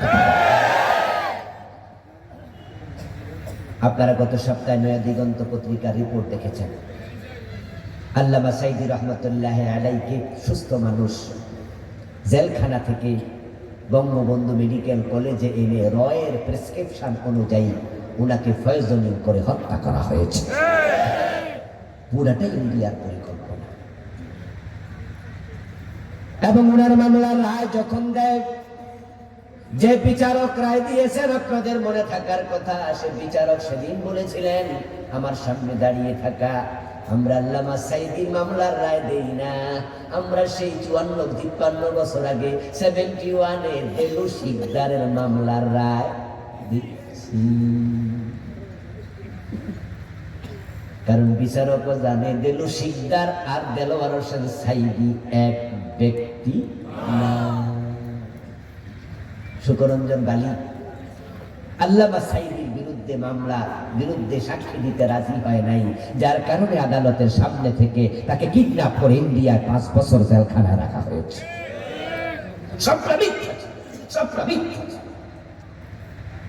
এবং এই নতুন জুলাইখা শেখ হাসিনা সেও জানতো আল্লামা সাঈদী মৃত্যু। শুধু আল্লামা সাঈদী না, যে মানুষগুলো মতিউর রহমান নিজামী, আব্দুল কাদের মোল্লা, আলী হাসান মোহাম্মদ মুজাহিদ, শহীদ বীর কাসেম আলী, এক একটা সোনার টুকরা মানুষ, সবগুলো মামলা মিথ্যা মিথ্যা মিথ্যা। 3টা মন্ত্রণালয় তারা 5 বছর চালালেন, সমাজ কল্যাণ, কৃষি এবং শিল্প। এই 3টা মন্ত্রণালয় 5 বছর চালালেন। পরবর্তী গভর্নমেন্ট আসলো মঈনুল আহমেদ এবং ফখরুদ্দিন আহমেদ। তারা যখন বিভিন্ন নেতাদের খোঁজ খবর নিল, অনেক নেতাকে তারা অ্যারেস্ট করলো, জেল দিল, অনেকের বিরুদ্ধে অভিযোগ দায়ের করলো। এই 2 মন্ত্রীর মন্ত্রণালয় 1 টাকার দুর্নীতি পায় নাই। এগুলো কিংবদন্তি, আমরাই তো সাক্ষী, আমরাই তো বেঁচে আছি। এবার আপনাদের কাছে আমার প্রশ্ন, মন্ত্রী হওয়ার পরে কি লুটপাট করার সুযোগ থাকে না? যেখানে প্রধানমন্ত্রী সাবেক, তিনি বলছেন উনার বাড়ির ফিয়ন কত কোটি টাকার মালিক। তো ফিয়ন যদি 400 কোটি টাকা লুট করে, তাহলে মন্ত্রীর তো সুযোগ আছে। কিন্তু 2 জন 1 টাকা লুট করে নাই, 1 টাকা দুর্নীতি না করা প্রমাণ করে এই 2 জন আল্লাহকে ভয় করে। তারা মুত্তাকি। আর যারা মুত্তাকি তারা ধর্ষণকারী হয়, তারা মানুষের বাড়িতে আগুন লাগায় না, তারা মানুষ হত্যা করতে পারে না, মুত্তাকিরা আল্লাহকে ভয় করে। আমার বন্ধু জুলাইখা ইউসুফ আলাইহিস সালামের বিরুদ্ধে অভিযোগ করলো, অভিযোগ ছিল মিথ্যা। আল্লাহ তাআলা জুলাইখাদের আলোচনা করতে গিয়ে সেখানে এক জায়গায় বলছেন, ইন্না কাইদাকুন্না আযীম, ও জুলাইখারা তোমাদের ষড়যন্ত্র বড় শক্তিশালী, বড় মারাত্মক। ইন্না কাইদাকুন্না আযীম, তোমাদের ষড়যন্ত্র বড় কঠিন। জুলাইখা কয়জন ছিল মূলত? জুলাইখা কয়জন? তো কন্যা 1 বছর না বহু বছর? বহু বছর কেন আসলো? কারণ আল্লাহ জানে ভবিষ্যৎ জুলাইখা আসবে। আল্লামা সাইদি 13 বছর পরীক্ষা দিলেন, অন্য নেতারা দিলেন, আমরাও দেব, কোনো অসুবিধা নেই। তবে আল্লাহর কাছে আমাদের দোয়া, আল্লাহ তুমি আমাদেরকে কঠিন পরীক্ষা নিও না, সহজ পরীক্ষা পাশ করায়া দিও। সবাই বলেন আমিন। ভালো ছাত্র কখনো হল থেকে পালায় না। আমার বন্ধু মানুষ যখন রাস্তা ধরে চলে, পরিচিত রাস্তা, তাহলে ওই রাস্তা একটু তাড়াতাড়ি চলতে পারে। আমরা পরীক্ষা নিয়ে আলোচনা করছি, এজন্য নয় যে আল্লাহর কাছে পরীক্ষা তামান্না করি, না না, বরং আমরা শিক্ষা নিতে চাই। পরীক্ষা আসতে পারে, আসলে যেন হল ছেড়ে পালিয়ে যাই। আপনি একটা রাস্তা ধরে চলছেন, ওই রাস্তার সামনে গেলে 3 হাত লম্বা একটা গর্ত আছে। এখানে একটা ব্রিজ ছিল ছোট, এটা ভেঙে গেছে, এখন এটা পার হওয়া লাগবে। রাস্তা এটা মাঝখানে গর্ত, ভাঙ্গা ব্রিজ। জানা যদি থাকে তাহলে আপনি লাভ দেবেন। ব্রিজ ভাঙ্গা 3 হাত, লাভ দেন 3.5 হাত 4 হাত, পার হয়ে যাবেন। গর্ত আছে 5 হাত, লাভ দেন 6 হাত। গর্ত আছে 6 হাত, তাহলে আপনি 10 পথ 20 ফিট পিছনে যান, 10-20 হাত পিছনে যান।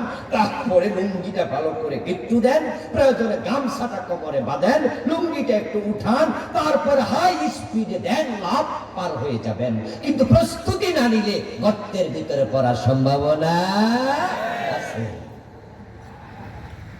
আল্লাহ যেহেতু বলছেন পরীক্ষা হবেই, আমরা প্রস্তুতি নিতে চাই, ঠিক কিনা? বিপদ দেখলে আমরা ভয় পাবো না।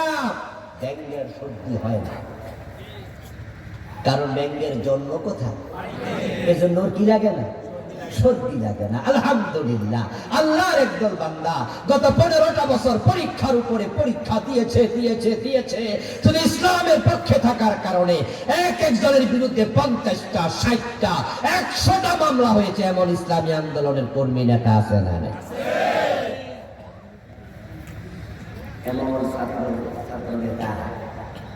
ধরছে সুস্থ, কিন্তু 7 দিন রিমান্ডের পরে আদালতে ওঠার মতো বল আর নাই। পুলিশের কাঁধে ভর দিয়েছে, আঙ্গুলগুলো প্লাস দিয়ে নখ তুলে ফেলেছে, পায়ের নখগুলো প্রায় ফেলছে, গোপ্তাঙ্গে ইলেকট্রিক শক দিয়েছে। মিরপুর থানার জালেম ওসি সালাউদ্দিন, যে হলিয়া টিজানের ঘটনায় পরে মরে গেছে, আল্লাহর গজব করছে, ওই সালাউদ্দিন আমাদের এক দায়িত্বশীল একজন ইসলামী আন্দোলনের নেতাকে সে তার টয়লেটের কমোডের ভিতরে মাথা ঢুবে, পায়খানার কমোডে মাথা ঢুবে। আমি আশ্চর্য হয়েছি। 20, 30, 40, 50টা মামলা, 100টা মামলার আসামি, লাগাতার 2 বছর, 3 বছর, 5 বছর জেল খাচ্ছে। তারপরে যখন মুক্তি পায়, পরের দিন দেখি আবার ইসলামী আন্দোলনের মিছিলের সামনে।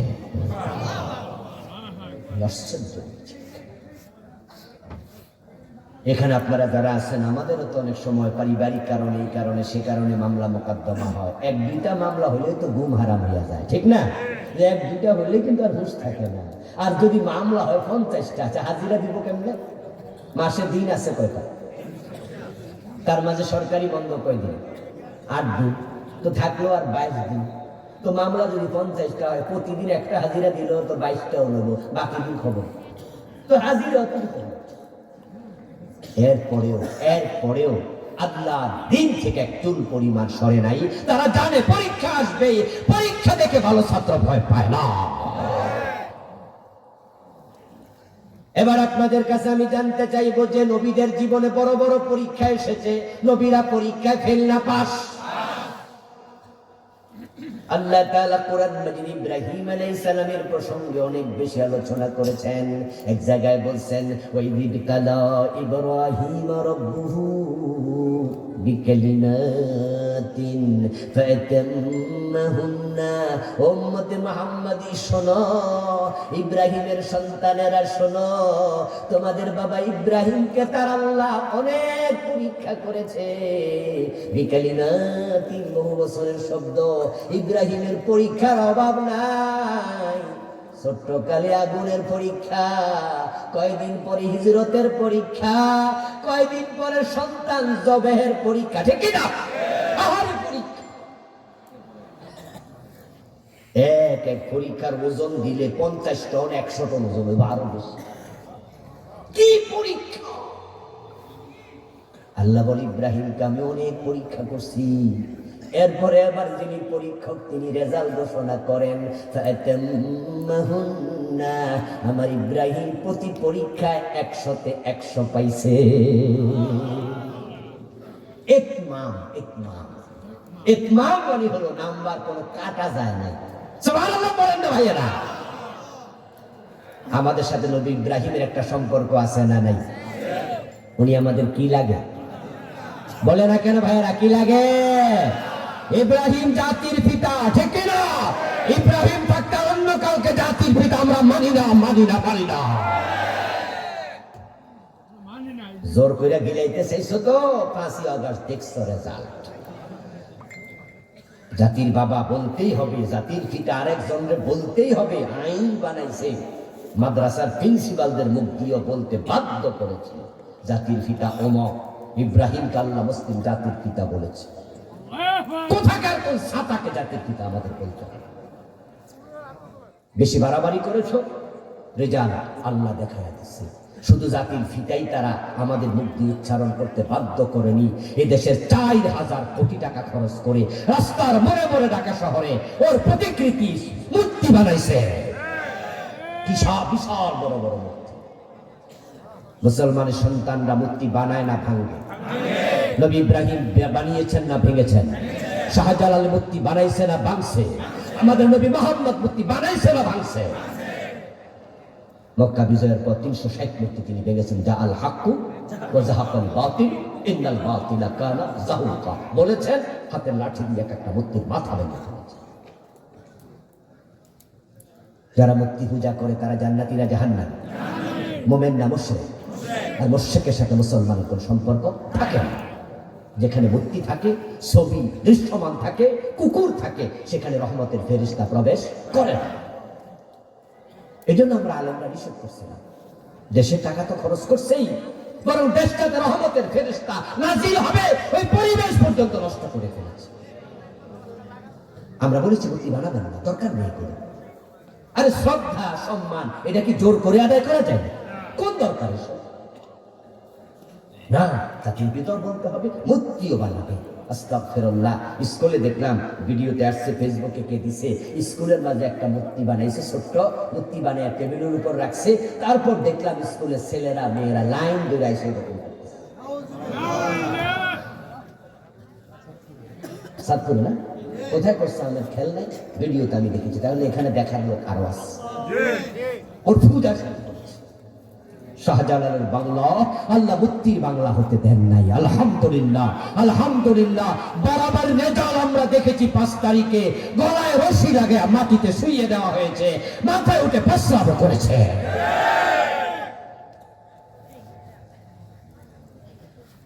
ইব্রাহিম আলাইহিস সালাম অনেকগুলো পরীক্ষা দিলেন, সব পরীক্ষায় পাস। এই আলোচনা আল্লাহ কোরআনে কেন করেন? কারণ ইব্রাহিম আমাদের বাবা, আমরা ওনার সন্তান। এবার বলুন তো, বাবা এবং সন্তানের মাঝে মিল থাকা দরকার আছে না? না। উর্দুতে একটা প্রবাদ আছে, প্রবাদটা হলো বাপ কা বেটা সিপাহী কা ঘোড়া। এরপরে কি আছে? আরেকটু আছে, ঘুষ নিহি থোড়া থোড়া। আচ্ছা, এর মানে কি? এর মানে হলো সিপাহীর ঘোড়া সাধারণ ঘোড়া না, সিপাহী যেমন ঘোড়া হওয়া লাগে তাবলা, ঠিক বাবা যেমন ছেলে হয় তেমন। ইব্রাহিম যদি পরীক্ষা 100 নাম্বার পায়, আমাদের পরীক্ষা 80 পাওয়া দরকার আছে না? কমপক্ষে 60 যেন পাও, এর নিচে নাই না। তবে যে আল্লাহ পরীক্ষা করেন, যে আল্লাহ পরীক্ষা করেন, তিনি কোরআনে বলছেন নাসরুম মিনাল্লাহি ওয়া ফাতহুন করিব ওয়া বাশশিরিল মুমিনিন। আমি আল্লাহ তোমাদেরকে পরীক্ষার হলে একা ছেড়ে দেই না, আমার পক্ষ থেকে সাহায্য পাঠাই। হ্যাঁ, আলহামদুলিল্লাহ। এই যে এবারে আমরা পাশ করছি অগাস্টের 5 তারিখ, এটা কি ব্যক্তির সফলতা না আল্লাহ সাহায্যের কারণে? 100% আল্লাহ সাহায্য করছে।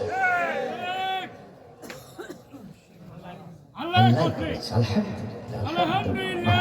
যে বিজয় আমরা পেয়েছি, যে সাহায্য এবার পেয়েছি, আমরা তো হতাশ হয়ে গিয়েছিলাম, হবে না, হবে না, সম্ভব না। আমরা কল্পনাও করি নাই যা ঘটেছে, এটা আমরা ভাবতেও পারি। ও প্রিয় ভাই, আহা, এই যে আল্লামা সাইদি চোখের পানি ছেড়ে দিয়ে 13টা বছর সিজদায় বদদোয়া দিছে, মজলুমের ফরিয়াদ কি বাদ যায়? 5ই আগস্ট 5ই মেতে যে সাপলাট চত্বরে কত আলেমকে শহীদ করেছে, তাদের মা বাবার বদদোয়া আসমানে জমা হয়েছে। কত মানুষ নিখোঁজ। আল্লামা জুনায়েদ বাবুনগরী রাহমাতুল্লাহি আলাইহি, বয়োবৃদ্ধ আলেম, হাটহাজারী মাদ্রাসার শাইখুল হাদিস, কত বড় আলেম, রিমান্ডের নামে ওনার 2টা হাঁটু অচল করে দিয়েছে। আমাদের প্রিয় মামুনুল হক ভাই, ওনাকে আটকাইয়া বউ দিয়া দর্শনের মামলা করছে। এত যদি আলেম কোন শাইখুল হাদিস, ইবনে শাইখুল হাদিস, ও বেটার বাবা 50 বছরের বেশি বুখারী পড়াইছে। ও বেটা ছাত্র জীবন থেকে মেধাবী, কর্মজীবনে ঢুকে বুখারী পড়ানো শুরু করছে। আর তোমরা উনাকে রিসোর্টে ধরলা, উনার সাথে একজন মহিলা, উনি বলেছে আমার বউ, আর তোমরা গিয়ে কি বললা, কাবিন নামা দেখাও। আচ্ছা, আমরা যারা বিবাহিত, আমরা কি বউ লইয়া কাবিন নামা সাথে লইয়া ঘুরি? এটা কি প্রশ্ন? এটা কি প্রশ্ন?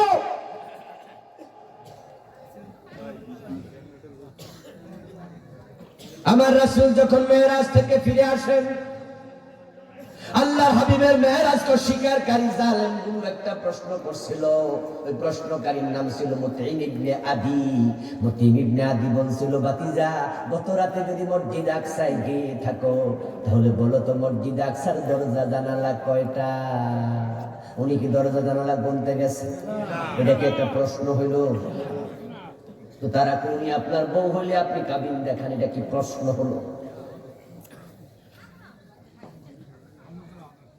আমার প্রিয় ভাই, রাসূলুল্লাহ সাল্লাল্লাহু আলাইহি ওয়াসাল্লাম পরীক্ষা দিয়েছেন, সাহাবারা দিয়েছেন, আমরাও পরীক্ষার্থী। সুম্মাল আমসালু ফাল আমসাল।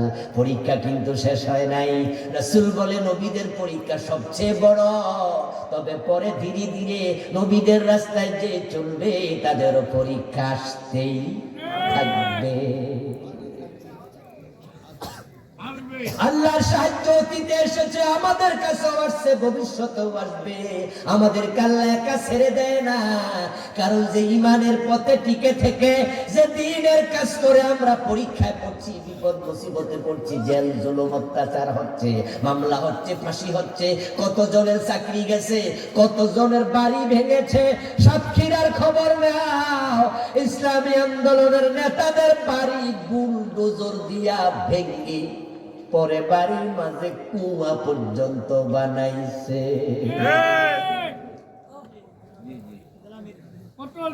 আমি কি বলছি শুনেছেন? যে বাড়ি দুতলা ভাঙ্গা বাড়ির মাটি সুদ্ধা কুয়া বানাইছে, কুয়া বানাইছে।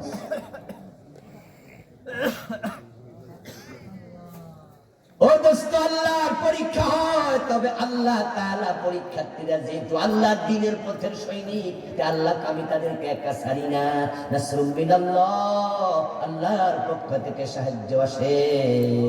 ওয়া কানা হাক্কান আলাইনা নাসরুল মুমিনিন। আল্লাহ কোরআনে বলে যারা মুমিন তাদেরকে সাহায্য করা আমি আল্লাহর দায়িত্ব। আমি আল্লাহর পথে থাকবই, আল্লাহ সাহায্যের অপেক্ষা করব। আল্লাহ বলে এটা আমার দায়িত্ব। অতীতে আমরা ইতিহাস পড়েছি, কোরআন পড়েছি, আমরা দেখেছি আল্লাহর নবীদের আল্লাহ একা ছেড়ে দেন নাই। ইব্রাহিম যখন আগুনে পড়েন, ইব্রাহিম আলাইহিস সালামের শরীরটি যখন টানছিল, নিচের দিকে তিনি তাকিয়ে দেখেন উনার মাজায় রশি বেঁধে উনাকে আগুনের মাঝখানে ফেলে দেওয়ার জন্য যারা চরকি টানতেছে, যখন চরকি চরম ভাবে ঘুরবে, রশিতে ঢিল দেবে, রশিটা ছেড়ে দিলে ইব্রাহিম মাঝখানে গিয়ে পড়বে। যারা টানছেন চরকি তাদের মাঝে উনি দেখেন তার বাবা আজরও আছে।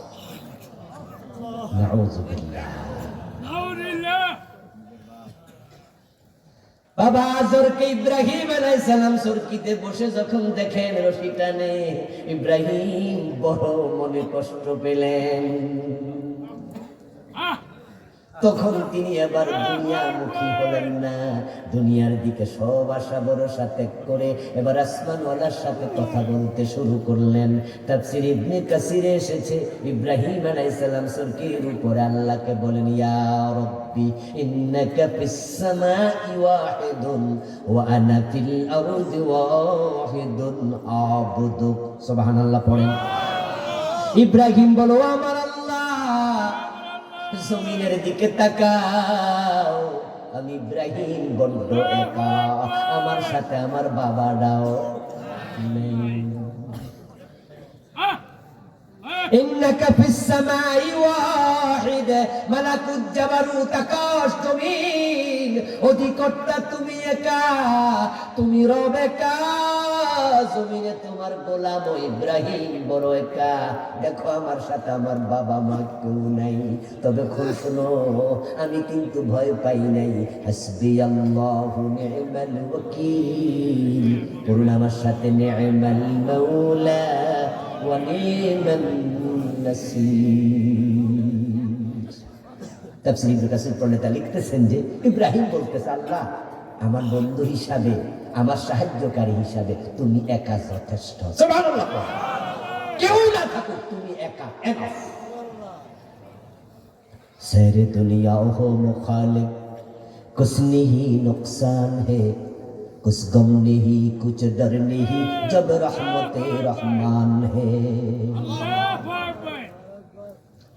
ইব্রাহিম আলাইহিস সালাম বলল, আল্লাহ তুমি তো আছো, আমি এনাফ যথেষ্ট মনে করি, অসুবিধা নাই, আমি ভয় পাই নাই, তুমি আমার বন্ধু, তুমি আমার সাহায্যকারী। এর মাঝে রশিতে টান পড়ে গেল। তাফসীর ইবনে কাসির পড়ে তাবান লিখছেন, কানা ফিল হাওয়া ফাআরাদা লাহু জিবরিল ফাকালা ইয়া ইব্রাহিম আলাকা হাজাতুন, ক্বালা আম্মা মিনকা ফালা ওয়া আম্মা মিনাল্লাহি ফাবালা। অগ্রিম সুবহানাল্লাহ কইলাম। যারা আলেম তারা তো বুঝে ফেলছে অর্থ, আপনাদের এবার বাংলায় বলছে। ইব্রাহিম বলতেছে, যখন তিনি শূন্যে, উপরে হলো চরকি, নিচে হলো আগুন, তিনি হাওয়া শূন্যের মাঝে। ইবনে কাসির প্রণেতা বলে ইব্রাহিম তো আল্লাহর উপর ভরসা করছে, পড়ে যাচ্ছে, জিবরিল আমিন দৌড়াই আসছে, আয়েশা বলছে, ইব্রাহিম কোনো সাহায্য লাগবে, আমি এসে গেছি। আলাকা হাজাতুন, কোনো সাহায্য লাগবে নাকি আপনার? আমার তো 600 পাখা আছে, আপনি যদি অনুমতি দেন আমি একটা পাখা নাড়া দেব, নমরুদের জ্বালানো আগুন নিভে যাবে এক মুহূর্তের ভিতরেই। ইব্রাহিম আলাইহিস সালাম জিবরিলের কাছে কোনো সাহায্যই চাইলেন না, বরং তিনি জবাব দিলেন, আম্মা মিনকা ফালা ওয়া আম্মা মিনাল্লাহি ফাবালা। ধন্যবাদ আপনাকে, সাহায্য লাগবে না, আমার আল্লাহ তো আছে। ভরসা হবে কার উপর? চিৎকার দিয়া বলতে হবে, ভরসা হবে কার উপর? ওয়া মান ইয়াতাওয়াক্কাল আলাল্লাহি ফাহুয়া হাসবুহ, আনা ইনদা যান্নি আবদি বি। হাদিসে কুদসি সহিহ বুখারী। মাইয়া তাওয়াক্কাল আলাল্লাহ ফাহুয়া হাসবু, আল্লাহ কোরআনে কয় যে আল্লাহর উপর ভরসা করে আল্লাহ তার জন্য যথেষ্ট হয়ে যায়। হাদিসে কুদসি রাসূল বলে আল্লাহ তাআলা আনা ইনদা যান্নি আবদি বি, আমার বান্দা আমার ব্যাপারে যে ধারণা লালন করে আমি তার কাছে সেরকম। ইব্রাহিম না বলছে আমার আল্লাহ এনাফ, আল্লাহ কো ঠিক আছে আমি এত। জিবরিল চলে গেল। وقال خازن المطر يقول وجعل خازن المطر يقول এরা সাধন করে সাধন করে বৃষ্টির দায়িত্বপ্রাপ্ত ফেরেশতা, এটা কাছে রাখা, বৃষ্টির দায়িত্বপ্রাপ্ত ফেরেশতা হযরত মিকাইল আলাইহিস সালাম দেখলেন আগুনে পড়তেছে ইব্রাহিম আলাইহিস সালাম। উনি চিৎকার দিয়ে বলতে শুরু করছে ইয়া রাব্বি মাতা উমারু বিল মাতারি ফাআমতিরুহু। মিকাইল বলে আল্লাহ বৃষ্টির অনুমতি দাও, আমি বৃষ্টি নাজিল করে নমরুদের আগুন নিভাতে চাই। তোমার দোস্ত ইব্রাহিম আগুনে পড়ে যাচ্ছে, অনুমতি দাও আমি বৃষ্টি নাজিল করি। অথচ ইব্রাহিম ভরসা করছে কার উপর? আল্লাহ জবাব দেয় ও মিকাইল বৃষ্টির কোনো প্রয়োজন নেই। তাহলে এবার কি হবে? ইব্রাহিম না পড়ে যাবে? আল্লাহ কয় না, কুল্লা ইয়া নারু কুনি, পড়ুন আমার সাথে, কুল্লা ইয়া নারু কুনি বারদান ওয়া সালামান আলা ইব্রাহিম। আমি আল্লাহ আগুনকে ডাক দিয়া বলি আগুন আমার ইব্রাহিম আসতেছে, তুমি তার জন্য এয়ার কন্ডিশন হয়ে যা। আগুনকে বলছি চেঞ্জ ইউর ক্যারেক্টার, এই আগুন চরিত্র পরিবর্তন করো, কোনি বারবা তোমার চরিত্র চেঞ্জ করো। তুমি তো গরম, তুমি তো উষ্ণ, তুমি তো জ্বালিয়ে দাও, তুমি তো পুড়িয়ে দাও, আমি অর্ডার করছি তুমি ঠান্ডা হয়ে যাও। কোনি বারবা ঠান্ডা, চরিত্র চেঞ্জ করো। আচ্ছা বলুন তো ইব্রাহিম আলাইহিস সালাম যখন আগুনে পড়ছিলেন তখন কি গায়ের মাঝে কোরিয়ান কম্বল ছিল? জ্যাকেট ছিল? এখন ঠান্ডা হলে কষ্ট হবে না? এই জন্য আল্লাহ বলে বারদান ওয়া সালামা, এমন ঠান্ডা হইও, বেশি ঠান্ডা হইও না, আমার ইব্রাহিম কষ্ট পাবে, তাই আরামদায়ক ঠান্ডা হয়ে যাও। কোনি বারদা তুমি না সালাম। কোরআন পড়লে বুঝা যায় এটা যে মানুষের কালাম না। এমন বালাগাত, এমন ফাসাহাত, এমন সৌন্দর্য, এমন ঢং, এমন স্টাইল দুনিয়ার কোন মানুষের কথার মাঝে থাকতে পারে না। কোনি বারদা ওয়া সালামা, আমার ইব্রাহিমের জন্য তুমি এমন ঠান্ডা হও যে ঠান্ডায় আরাম আছে, আরাম এসি হও নাতিশীতোষ্ণ হও। ইব্রাহিম আলাইহিস সালাম আগুনে পড়ে গেলেন।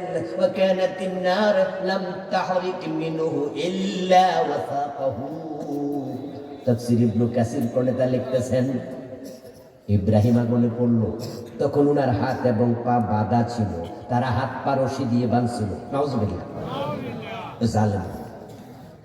এই অবস্থায় যদি আগুনে পড়ে থাকেন ইব্রাহিম কষ্ট পাবেন। এজন্য আল্লাহ আগুনরে বলছে আগুন ওই রশিটা তুই খেয়ে ফেল। সুবহানাল্লাহ। কানাতিন নার লাম তাহরিক মিনহু ইল্লা ওয়াসাকাহু। আগুন উনার হাত পায়ে রশি খেয়েছে, খেয়ে ওনাকে মুক্ত করে দিয়েছে, উনার গায়ের জামাটাও টাচ করে না। 40 দিন আগুনের ভিতরে এভাবে ছিলেন, বড় আরামে, বড় আয়েশ।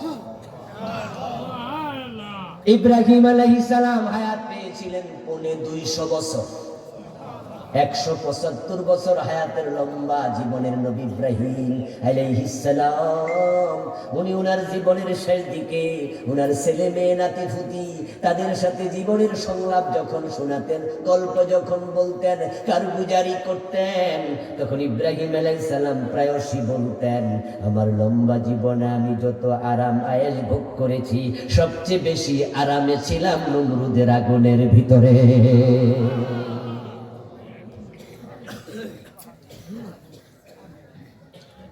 आज भी हो जो इब्राहिम का इमा पैदा, आग कर सकती है अंदाजे गुलिस्ता पैदा। আল্লামা ইকবাল রাহিমাহুল্লাহ বলেছেন, ইব্রাহিমের মতো ঈমান যদি আজকেও কেউ তৈরি করো, তাহলে আজকেও নমরুদের আগুন তোমার জন্য ফুলবাগান হতে বাধ্য।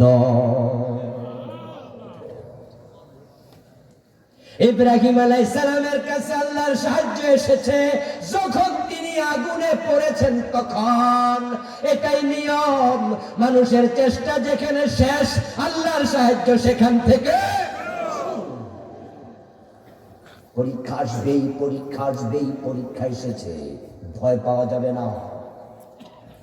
আমরা ভয় পাইনি, এই জন্য তো আলহামদুলিল্লাহ আমাদের ছেলেরা, আমাদের বাচ্চারা, আমাদের ভাইয়েরা, ছাত্ররা বুক ফেটে বুলেট নিয়েছে, রাস্তা ছাড়ে নাই। এই যে বিপ্লব এবার হলো, এটা আল্লাহর কত বড় সাহায্য। আর সাহায্যটা আসতে কিন্তু কিছু রক্ত লেগেছে, 2000 শহীদ হওয়া লেগেছে, ঠিক না? ওরাও কিন্তু জিহ্বায় কামড় দিয়ে কাজ করেছে, গামছা কোমরে বেঁধে নেমেছিল, হেলিকপ্টার থেকে পর্যন্ত গুলি করেছে, ঠিক না? ক্ষমতার মোহে পাগল হওয়া গণহত্যাকারী জালেমগুলো আমাদের বাচ্চাদেরকে হেলিকপ্টার থেকে পর্যন্ত গুলি করেছে। আগে আমি ভাবতাম ইসলামী বিপ্লবের জন্য আমাদেরকে প্রশিক্ষণ দিতে হবে অস্ত্রের। আফগানিস্তানে যারা বিপ্লব করেছে ওদেরকে অস্ত্র চালানোর প্রশিক্ষণ দিতে হয়েছে, কারণ জালেমরা যখন রাইফেল নিয়ে আসবে, আপনি তো লাঠি নিয়ে গেলে লাভ নাই, আপনাকেও রাইফেল নিতে হবে। এখন আমরা বাংলাদেশের লোকের অস্ত্র পাবো কোথায়? আমাদের চারিদিকে তো কাফেরের দেশ, ইন্ডিয়া আর মায়ানমার। মায়ানমারের বৌদ্ধরাও মুসলমানের শত্রু, ইন্ডিয়ার হিন্দুরাও শত্রু, ঠিক কিনা? একটা সুইও তো আসবে না এদের সহযোগিতার জন্য, একটা সুই কেউ পাঠাতে পারবে না। ওরা আকাশ সীমা ব্যবহার করতে দেবে না, জমিনের সীমা দেবে না, পানির সীমা তারা দেবে না।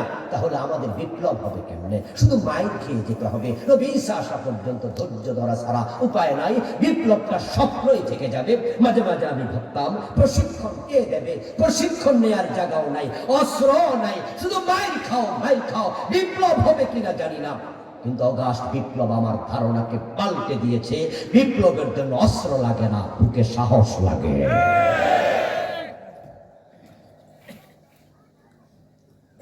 আমাদের ছাত্ররা যে রাস্তায় নেমেছিল, এবার তাদের হাতে কি এলএমজি ছিল?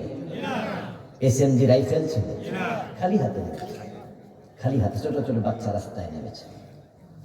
আমাদের একজন বোন বলেছে, ইউনিভার্সিটি স্টুডেন্ট বলেছে, পিছনে আর ফেরার জায়গা নেই, কারণ পিছনে পুলিশ, সামনে স্বাধীনতা।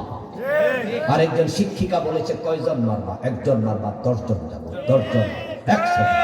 আল্লাহর গজব করবে, আরশ কেঁপে উঠবে, অভিশাপের ভয় করো। এক একটা কথা বুলেটের চেয়ে শক্তিশালী।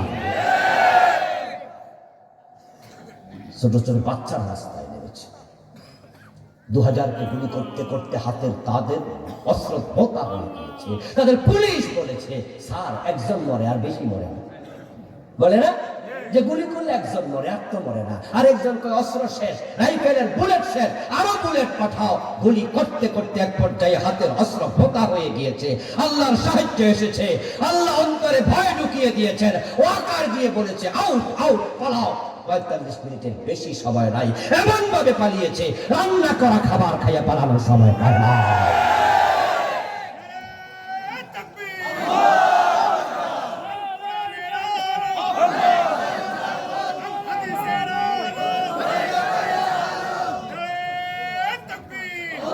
আমার প্রিয় ভাইরা, তারা তো বলেছিল ভিশন 2041, 2041। ওয়াকার কয় 41 সন, 41 মিনিট। এর বেশি চলবে না, 45 মিনিটের বেশি নাই, যান তাড়াতাড়ি। এমন ভাবে পালিয়েছে, কাপড় পর্যন্ত তৃতীয়টা নিতে পারে নাই, পরনে যেটা ছিল সেটা পরে পালিয়ে গিয়েছে। পরে পোলা পাঞ্জায়া আলমারি ভাঙ্গা কাপড় খুলছে, এবং কি কি কাপড় এটা আবার ফেসবুকে দেখাচ্ছে। এমন কিছু কাপড় আছে যেটি নাম নেওয়া যায়। আমি কই যে বুড়া মহিলা এই কাপড় দিয়া কি করছে আল্লাহ জানে। আমার প্রিয় ভাইয়েরা, আল্লাহর সাহায্য আসে, তবে একটু দেরি হয়, ত্যাগ স্বীকার করতে হয়। তাকায়া দেখেন না, উহুদের প্রান্তরের দিকে তাকান, আল্লাহর নবীকে সাহায্যের জন্য আকাশ থেকে আল্লাহ 5000 ফেরেশতা পাঠাইছে। চিৎকার দিয়ে বলুন তো, সে আল্লাহ এখনো আছে না নাই? সে আল্লাহ আছে না নাই? আমরা বাংলাদেশে ইসলামের বিপ্লব হওয়ার আগে থামবো না, যদি আরো পরীক্ষার আগে পরীক্ষা দিতে রাজি হয়ে যাব। আবু সাঈদরা 2000 প্রাণ দিয়েছে। আল্লাহর দ্বীন কায়েমের জন্য প্রয়োজনে কোরআনওয়ালারা 2 লক্ষ প্রাণ দিতে রাজি হওয়া লাগবে। আগে ভাবতাম ইন্ডিয়া আছে চারিদিকে, তারা জানি কি করে। এবার আমরা দেখেছি আল্লাহ ধরলে ওরা কিছু করতে পারবে না। চাইছিল তো কিছু করতে পারছে? এখনো তো হেয়ালে যায় কত ষড়যন্ত্র, কিচ্ছু হবে না ইনশাআল্লাহ, কিচ্ছু পারবে না। হাদিসে পাওয়া যায় আল্লাহ মাঝে মাঝে ফাসেককে দিয়ে ইসলামের উপকার করে। এখন যারা ক্ষমতায় আছে তারা সবাই আল্লাহর ওলি না, তারা ইসলামের পক্ষের লোক না। কিন্তু এরপর ওই জালেম গুলার মোকাবেলায় আল্লাহ ডক্টর ইউনূসকে দাঁড় করাইয়া ইসলাম আমাদের উপকার করতেছে।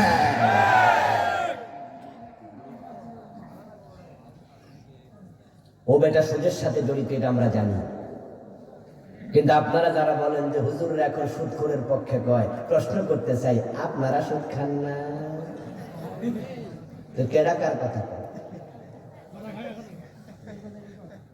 আপনারা তো এই দেশে সুদের কারিগর। সোনালী ব্যাংক, জনতা ব্যাংক, অগ্রণী ব্যাংক, এই ব্যাংক সেই ব্যাংক, সরকারি সব ব্যাংক সুদওয়ালা।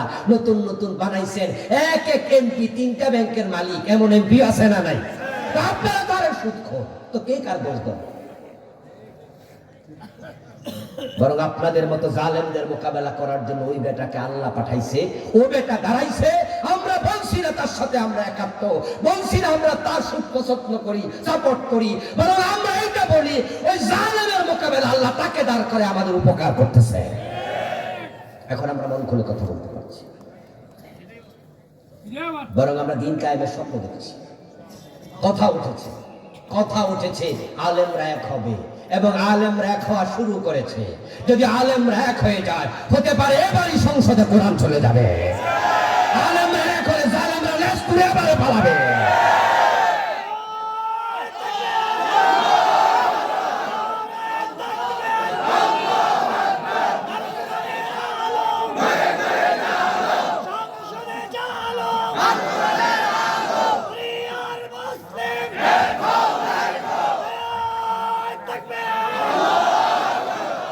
অন্তর্বর্তীকালীন সরকার ইতিমধ্যে সংবিধান সংস্কার কমিটি করেছে। আপনারা পত্র পত্রিকায় দেখেছেন যে ইতিমধ্যে সংস্কারের প্রস্তাবনা তৈরি হচ্ছে, ঠিক না? প্রমাণ হয়েছে ডক্টর কামালের লেখা সংবিধান আমাদেরকে শান্তি দিতে, বরং এটা ব্যর্থ হয়েছে। 72-তে প্রণীত সংবিধানে পর্যন্ত 18 বার পরিবর্তন করা লেগেছে। আল্লাহর কোরআন পরিবর্তন করা লাগছে কয়বার? কোন প্রয়োজন আছে? এটা থাকতে আমাদের সংবিধান নতুন করে বানানো কি দরকার? প্রমাণ যেহেতু হয়েছে সংবিধান ব্যর্থ। কেউ কেউ বলছে 72-এর সংবিধানে ফিরে যেতে চায়।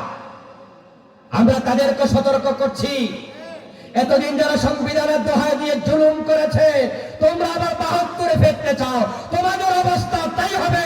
মুসলমানরা প্রয়োজনে তোমাদের বিরুদ্ধে দাঁড়াবে। 72-এর সংবিধান আল্লাহর উপর আস্থা বিশ্বাস শব্দটি ছিল না। 72-এর সংবিধানে বিসমিল্লাহির রহমানির রহিম আয়াতটা ছিল না। জানেন তো আপনারা? না জানলে জানাচ্ছি, যারা জানেন ধন্যবাদ। 72-এর সংবিধান হচ্ছে নাস্তিকবাদী সংবিধান। 72-এর সংবিধানে বিসমিল্লাহ ছিল না। আল্লাহর উপর আস্থা বিশ্বাস ছিল না, সে সংবিধান সাপোর্ট করা মানে নাস্তিকবাদকে সাপোর্ট করা।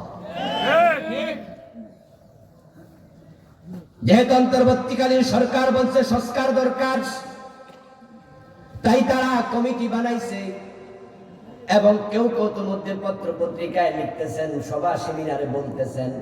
আজকেও প্রফেসর সলিমুল্লাহ স্যারের একটা বক্তৃতা এসেছে, আপনারা সোশ্যাল মিডিয়ায় পাবেন। তিনি বলছেন ৭২-এর সংবিধান হলো একটি প্রতারণায় পরিপূর্ণ সংবিধান, এটা ধোঁকাবাজদের সংবিধান। আজকেও তিনি বলেছেন, প্রফেসর ডক্টর সলিমুল্লাহ স্যার বলেছেন, আজকে বলেছেন। কথা যেহেতু উঠেছে সংবিধান সংস্কারের কথা, কেউ বলেছেন না রিরাইট করো, নতুন করে লিখো। আমরা দাবি তুলবো, আমরা ৯২% মুসলমান, আমরা সবাই দাবি তুলতে চাই এটা সংস্কারও দরকার নাই, নতুন করে এটা লেখাও দরকার নাই, এটা ফেলে দাও, কোরআনকে সংবিধান বানায় দাও। কোরআন সংবিধান হোক, আপনারা চান কিনা? কোরআন সংবিধানের পক্ষে কথা বলা দরকার আছে কিনা? কারা কারা কোরআন সংবিধান হোক, হাত তুলে দেখা।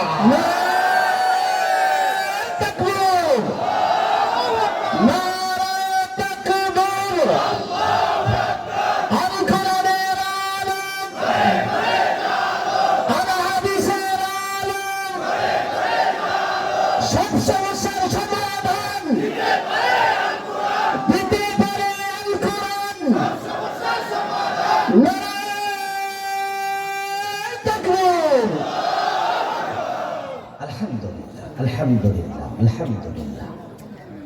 এই যে কোরআনকে সংবিধান চান, যাদের নির্বাচনী ম্যানিফেস্টোতে কোরআন সংবিধান হোক এই ঘোষণা নাই, যাদের দলীয় সংবিধানে আল্লাহর কোরআন সংবিধান বানানো হবে পাশ করার পর এমন ঘোষণা নাই, তাহলে আজকের পর থেকে মানুষের বানানো সংবিধানের পক্ষে যারা রাজনীতি করে তাদেরকে ভোট দেয়া সাপোর্ট করার সুযোগ আপনাদের আর নাই। হাসরের দিন আল্লাহ বলবে, তুই হাত তুলে বলছিলি কোরআন সংবিধান, তাহলে মানুষের বানানো সংবিধানের পক্ষের লোকদের পক্ষ নিলি কেন? আল্লাহর সাহায্যের অপেক্ষায় আমরা আছি। পরিবর্তন যেহেতু শুরু হয়েছে, ইনশাআল্লাহ পরিবর্তন এবার হবে।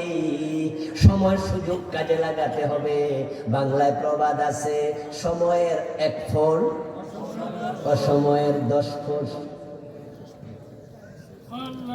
তেল নামে একটা প্রবন্ধ ডিগ্রি ক্লাসে আগে আমরা পড়ছি, ফাজিলে।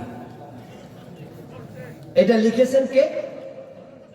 প্রমথ চৌধুরী, না হরপ্রসাদ শাস্ত্রী। আচ্ছা, ওই তেল নামক প্রবন্ধে তিনি লিখছেন, জাগা মতো ১ ফোঁটা ও জায়গায় কলসি কলসি দিল লাভ নাই। এবার অগাস্ট বিপ্লব এসেছে ৫৩ বছর পর। এমন সুযোগ স্বাধীনতার পরে আসে নাই।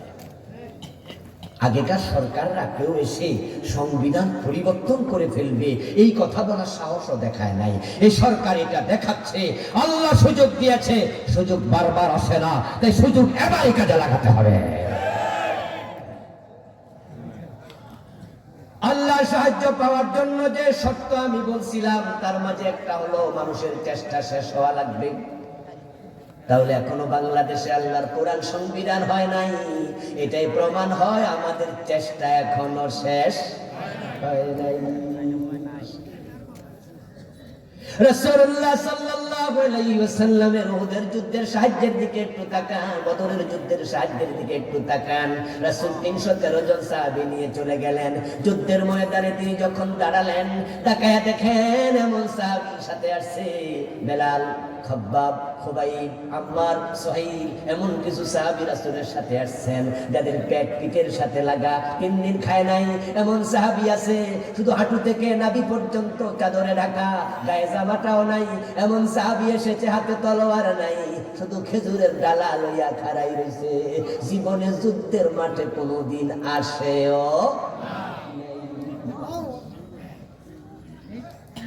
রাসূলুল্লাহ যুদ্ধের মাঠে এসে এই দৃশ্য দেখে মনে মনে ভাবতেছেন, আজকে মাইন খাওয়া ছাড়া উপায় নাই, কারণ প্রতিপক্ষ ১,০০০। চিকচিক করছে তলোয়ার, পাসাদ কিনা সাইরাত ওটের পিছে, ঘোড়ার পিছে আবু জেহেলের নেতৃত্বে 1000 কাফের। আল্লাহর নবী ভাবলেন অসম যুদ্ধে আল্লাহর সাহায্য দরকার। তিনি আবার সাহাবীদেরকে যুদ্ধের জন্য ব্যূহ রচনা করে দাঁড় করালেন, গোল করে দাঁড় করালেন। দাঁড় করায় আবার রাসূলুল্লাহ 2 হাত তুলে দোয়া করলেন। 2 হাত তুলে দোয়া করা সুন্নাহ, মাঝে মাঝে রাসূল করেছেন। শুধু ফরজ নামাজের সালাম ফিরাইয়া 2 হাত তুলে একসাথে দোয়া করা যাবে কিনা তা নিয়ে আলেমদের মাঝে দ্বিমত। আলেমরা অধিকাংশ বলেন এটা সুন্নাহ না, কিন্তু মাঝে মাঝে রাসূল হাত তুলেছেন, এটা নিয়ে আলেমদের মাঝে কোনো দ্বিমত নাই। এই জন্য মানুষ একসাথে বসলে হাত তুলে মুনাজাত করার হাদিস আছে, ওটাকে নামাজের সালাম ফিরানোর সাথে বুলিয়ে ফেলা যাবে না। নবীজি সাল্লাল্লাহু আলাইহি ওয়াসাল্লাম যুদ্ধের মাঠে দাঁড়িয়ে 2 হাত তুলে আবার দোয়া শুরু করলেন। আল্লাহুম্মা আনজিজ ওয়াদাকা ইন্না ওয়াদাকাল হক আনশুদুকাল্লাহ। আল্লাহ তোমার কসম দিচ্ছি, তোমার ওয়াদা তুমি পূর্ণ করো। ইন্নাকা কুনতা ফিল কুরআন ওয়া কানা হাক্কান আলাইনা নাসরুল মুমিনিন। আল্লাহ তুমি তো কোরআনে ওয়াদা দিছো, মুমিনদেরকে সাহায্য করা তোমার দায়িত্ব। ও আল্লাহ, ইন তুহলিক হাযিহিল আসাবাতা লান তুবাদা আবাদা। রাসূল দোয়া করতেছে, আল্লাহ সাহায্য যদি না পাঠাও, আজকে এই লোকগুলো ধ্বংস করে দাও। আমরা 313 জন, ছোট্ট একটি দল, তাহলে আমরা কিন্তু পালাবো না, সবাই শহীদ হয়ে যাব। তবে জমিনে তোমার ইবাদত করার মতো আর কেউ থাকবে না। ইনতুহলিক হাযিহিল আসাবাতা লান তুবাদা আবাদা। রাসূলুল্লাহ সাল্লাল্লাহু আলাইহি ওয়াসাল্লাম দোয়া করতে করতে হাত এত উপরে তুললেন যে ওনার গায়ে চাদর ছিল, একটা অংশ মাটিতে পড়ে গেল।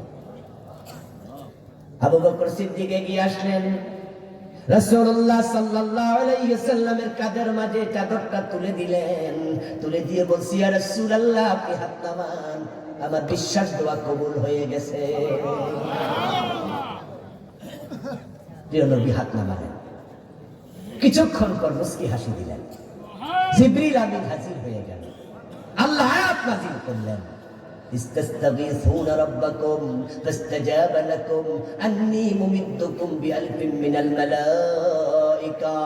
আল্লাহ খবর পাঠাইয়া দিছে, ও আমার বান্দারা, তোমরা আমি আল্লাহর কাছে দোয়া করেছো, সাহায্য চেয়েছো, যাও যাও 1000 ফেরেশতা পাঠাইয়া দিলাম। কত হাজার? জোরে বলেন না, কত হাজার? কাফের আছে কত হাজার? তাহলে এবার অনুপাত করেন তো, 1:1, অতিরিক্ত 313। কাফেরও 1000, ফেরেশতাও, তাহলে একজনের মোকাবেলা আরেকজন, আর 313 জন মুসলমান হলো বোনাস। বাহ, একটু সবাই খুশি, মুসলমানরা খুশি। কথা হলো আলহামদুলিল্লাহ, যুদ্ধের মাঠে একটু পানি মুনি খাওয়া যাবে, ঠিক না? মাঝে মাঝে বিশ্রাম নেওয়া যাবে তো, কারণ একে একে চলুক না, আমরা একটু পানি টানি খাই। প্রথমত ভাবছিলাম যে 1000-এর সামনে আমরা 313, আবার অস্ত্র ভালো নাই, যুদ্ধ জানি না, মাই খাইয়া আজকে ভূত হয়ে যাওয়া লাগবে। আল্লাহ কয় না না, আমি 1000 পাঠালাম। সুবহানাল্লাহ।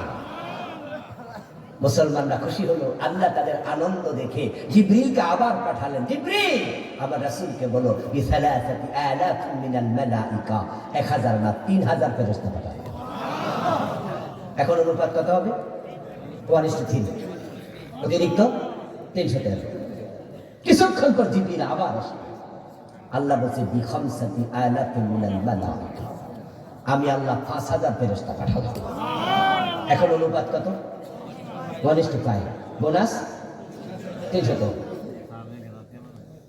মুসলমানরা আনন্দে আত্মহারা। যুদ্ধ শুরু হয়ে গেল, আলহামদুলিল্লাহ। যুদ্ধের রেজাল্ট হলো 70 জন কাফের জাহান্নামে চলে গেল, আবু জেহেল সহ 70 জন বড় বড় কাফের বন্দী হলো। ওই বন্দীদের মাঝে রাসূলুল্লাহ চাচা আব্বাস রাদিয়াল্লাহু তাআলা আনহু ছিলেন। পরে তিনি মুসলমান হয়েছেন, সেদিন তিনি কাফের ছিলেন। এবং বন্দী হয়েছে। চাচার বাতিজার বিরুদ্ধে তলোয়ার নিছে। আহারে ইসলাম, আহারে ইসলাম, আহারে ইসলাম। আপন চাচা আব্বাস তলোয়ার নিয়েছে। আল্লাহ নবীর সাহাবারা রাসূলুল্লাহ সাল্লাল্লাহু আলাইহি ওয়াসাল্লামের সাথে যুদ্ধে গেছে। আরো একটা খারাপ খবর আছে, রাসূলের বড় মেয়ের নাম ছিল জয়নব রাদিয়াল্লাহু তাআলা আনহা। ওই জয়নবের স্বামীর নাম ছিল আবুল আস। সে যুদ্ধে শ্বশুরের বিরুদ্ধে আবুল আস তলোয়ার হাতে নিছে, উনিও বন্দী হয়েছেন। 70 জন কাফের বন্দী, তার মাঝে নিজের মাইয়া জামাই। এখন বন্দী সাহাবী, বন্দী কাফের যারা আছে, যদিও আবুল আস পরে ঈমান আনছে, আব্বাস ঈমান আনছে, অধিকাংশ মুসলমান হয়েছে। বন্দী হইয়া যারা আসছে তারা তো রাসূলুল্লাহ পরিচিত, তার আত্মীয় স্বজন, তো এক এলাকার মানুষ, মক্কার মানুষ, তো কুরাইশ বংশের লোক অধিকাংশ।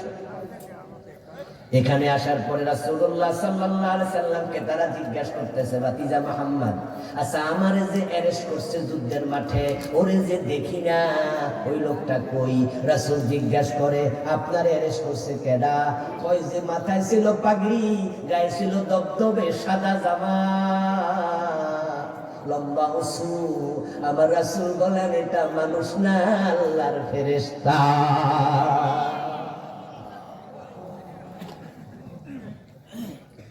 5000 ফেরেশতা আসলো। আবু জেহেল সহ 70 জন জাহান্নামে চলে গেল। 70 জন কাফের বন্দী হলো, ইসলামের বিজয় হয়ে গেল। এবার দেখুন তো, সাহায্যটা মদিনায় থাকতে আসে নাই, এসেছে যুদ্ধের মাঠে যাওয়ার পর। যুদ্ধ হলো বদরে, মদিনা থেকে 170 কিলোমিটার দূরে। ইতিহাসের পাতায় লেখা যায় শুধু 70 মাইল, এটা ভুল তথ্য। বদর আমি 2 বার গেছি, গত রমাদানে গেছি, এর আগে একবার গেছিলাম আমার আব্দুল কাছে। আমি আমার গাড়ির ড্রাইভারকে বলেছিলাম মদিনায় যে মাইলেজ 0 করে দাও। বদর পর্যন্ত যাওয়ার পরে আমি দেখবো যে দূরত্ব কত। পরে দেখিছি দূরত্ব 170 কিলোমিটার, 170 কিলোমিটার। রাসূলুল্লাহ সাহাবারা 170 কিলোমিটার দূরে গেছে।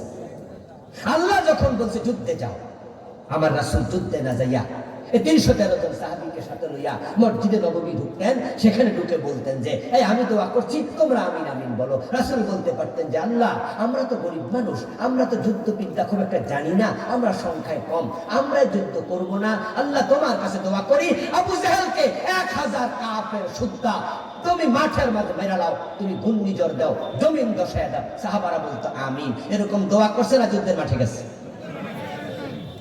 সাহায্য আসবে তখন, দায়িত্ব আদায় হবে যখন।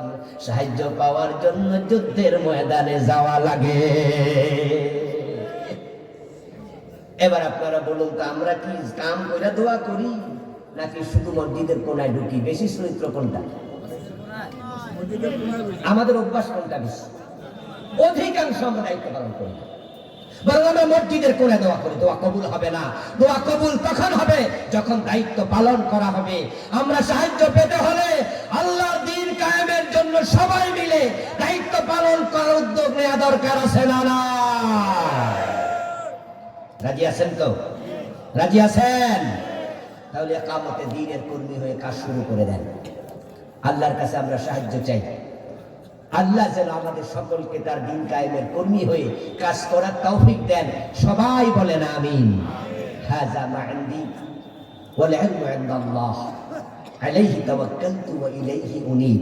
প্রিয় ভাইয়েরা, আমার আলোচনা শেষ, ওয়াজ কিন্তু শেষ না।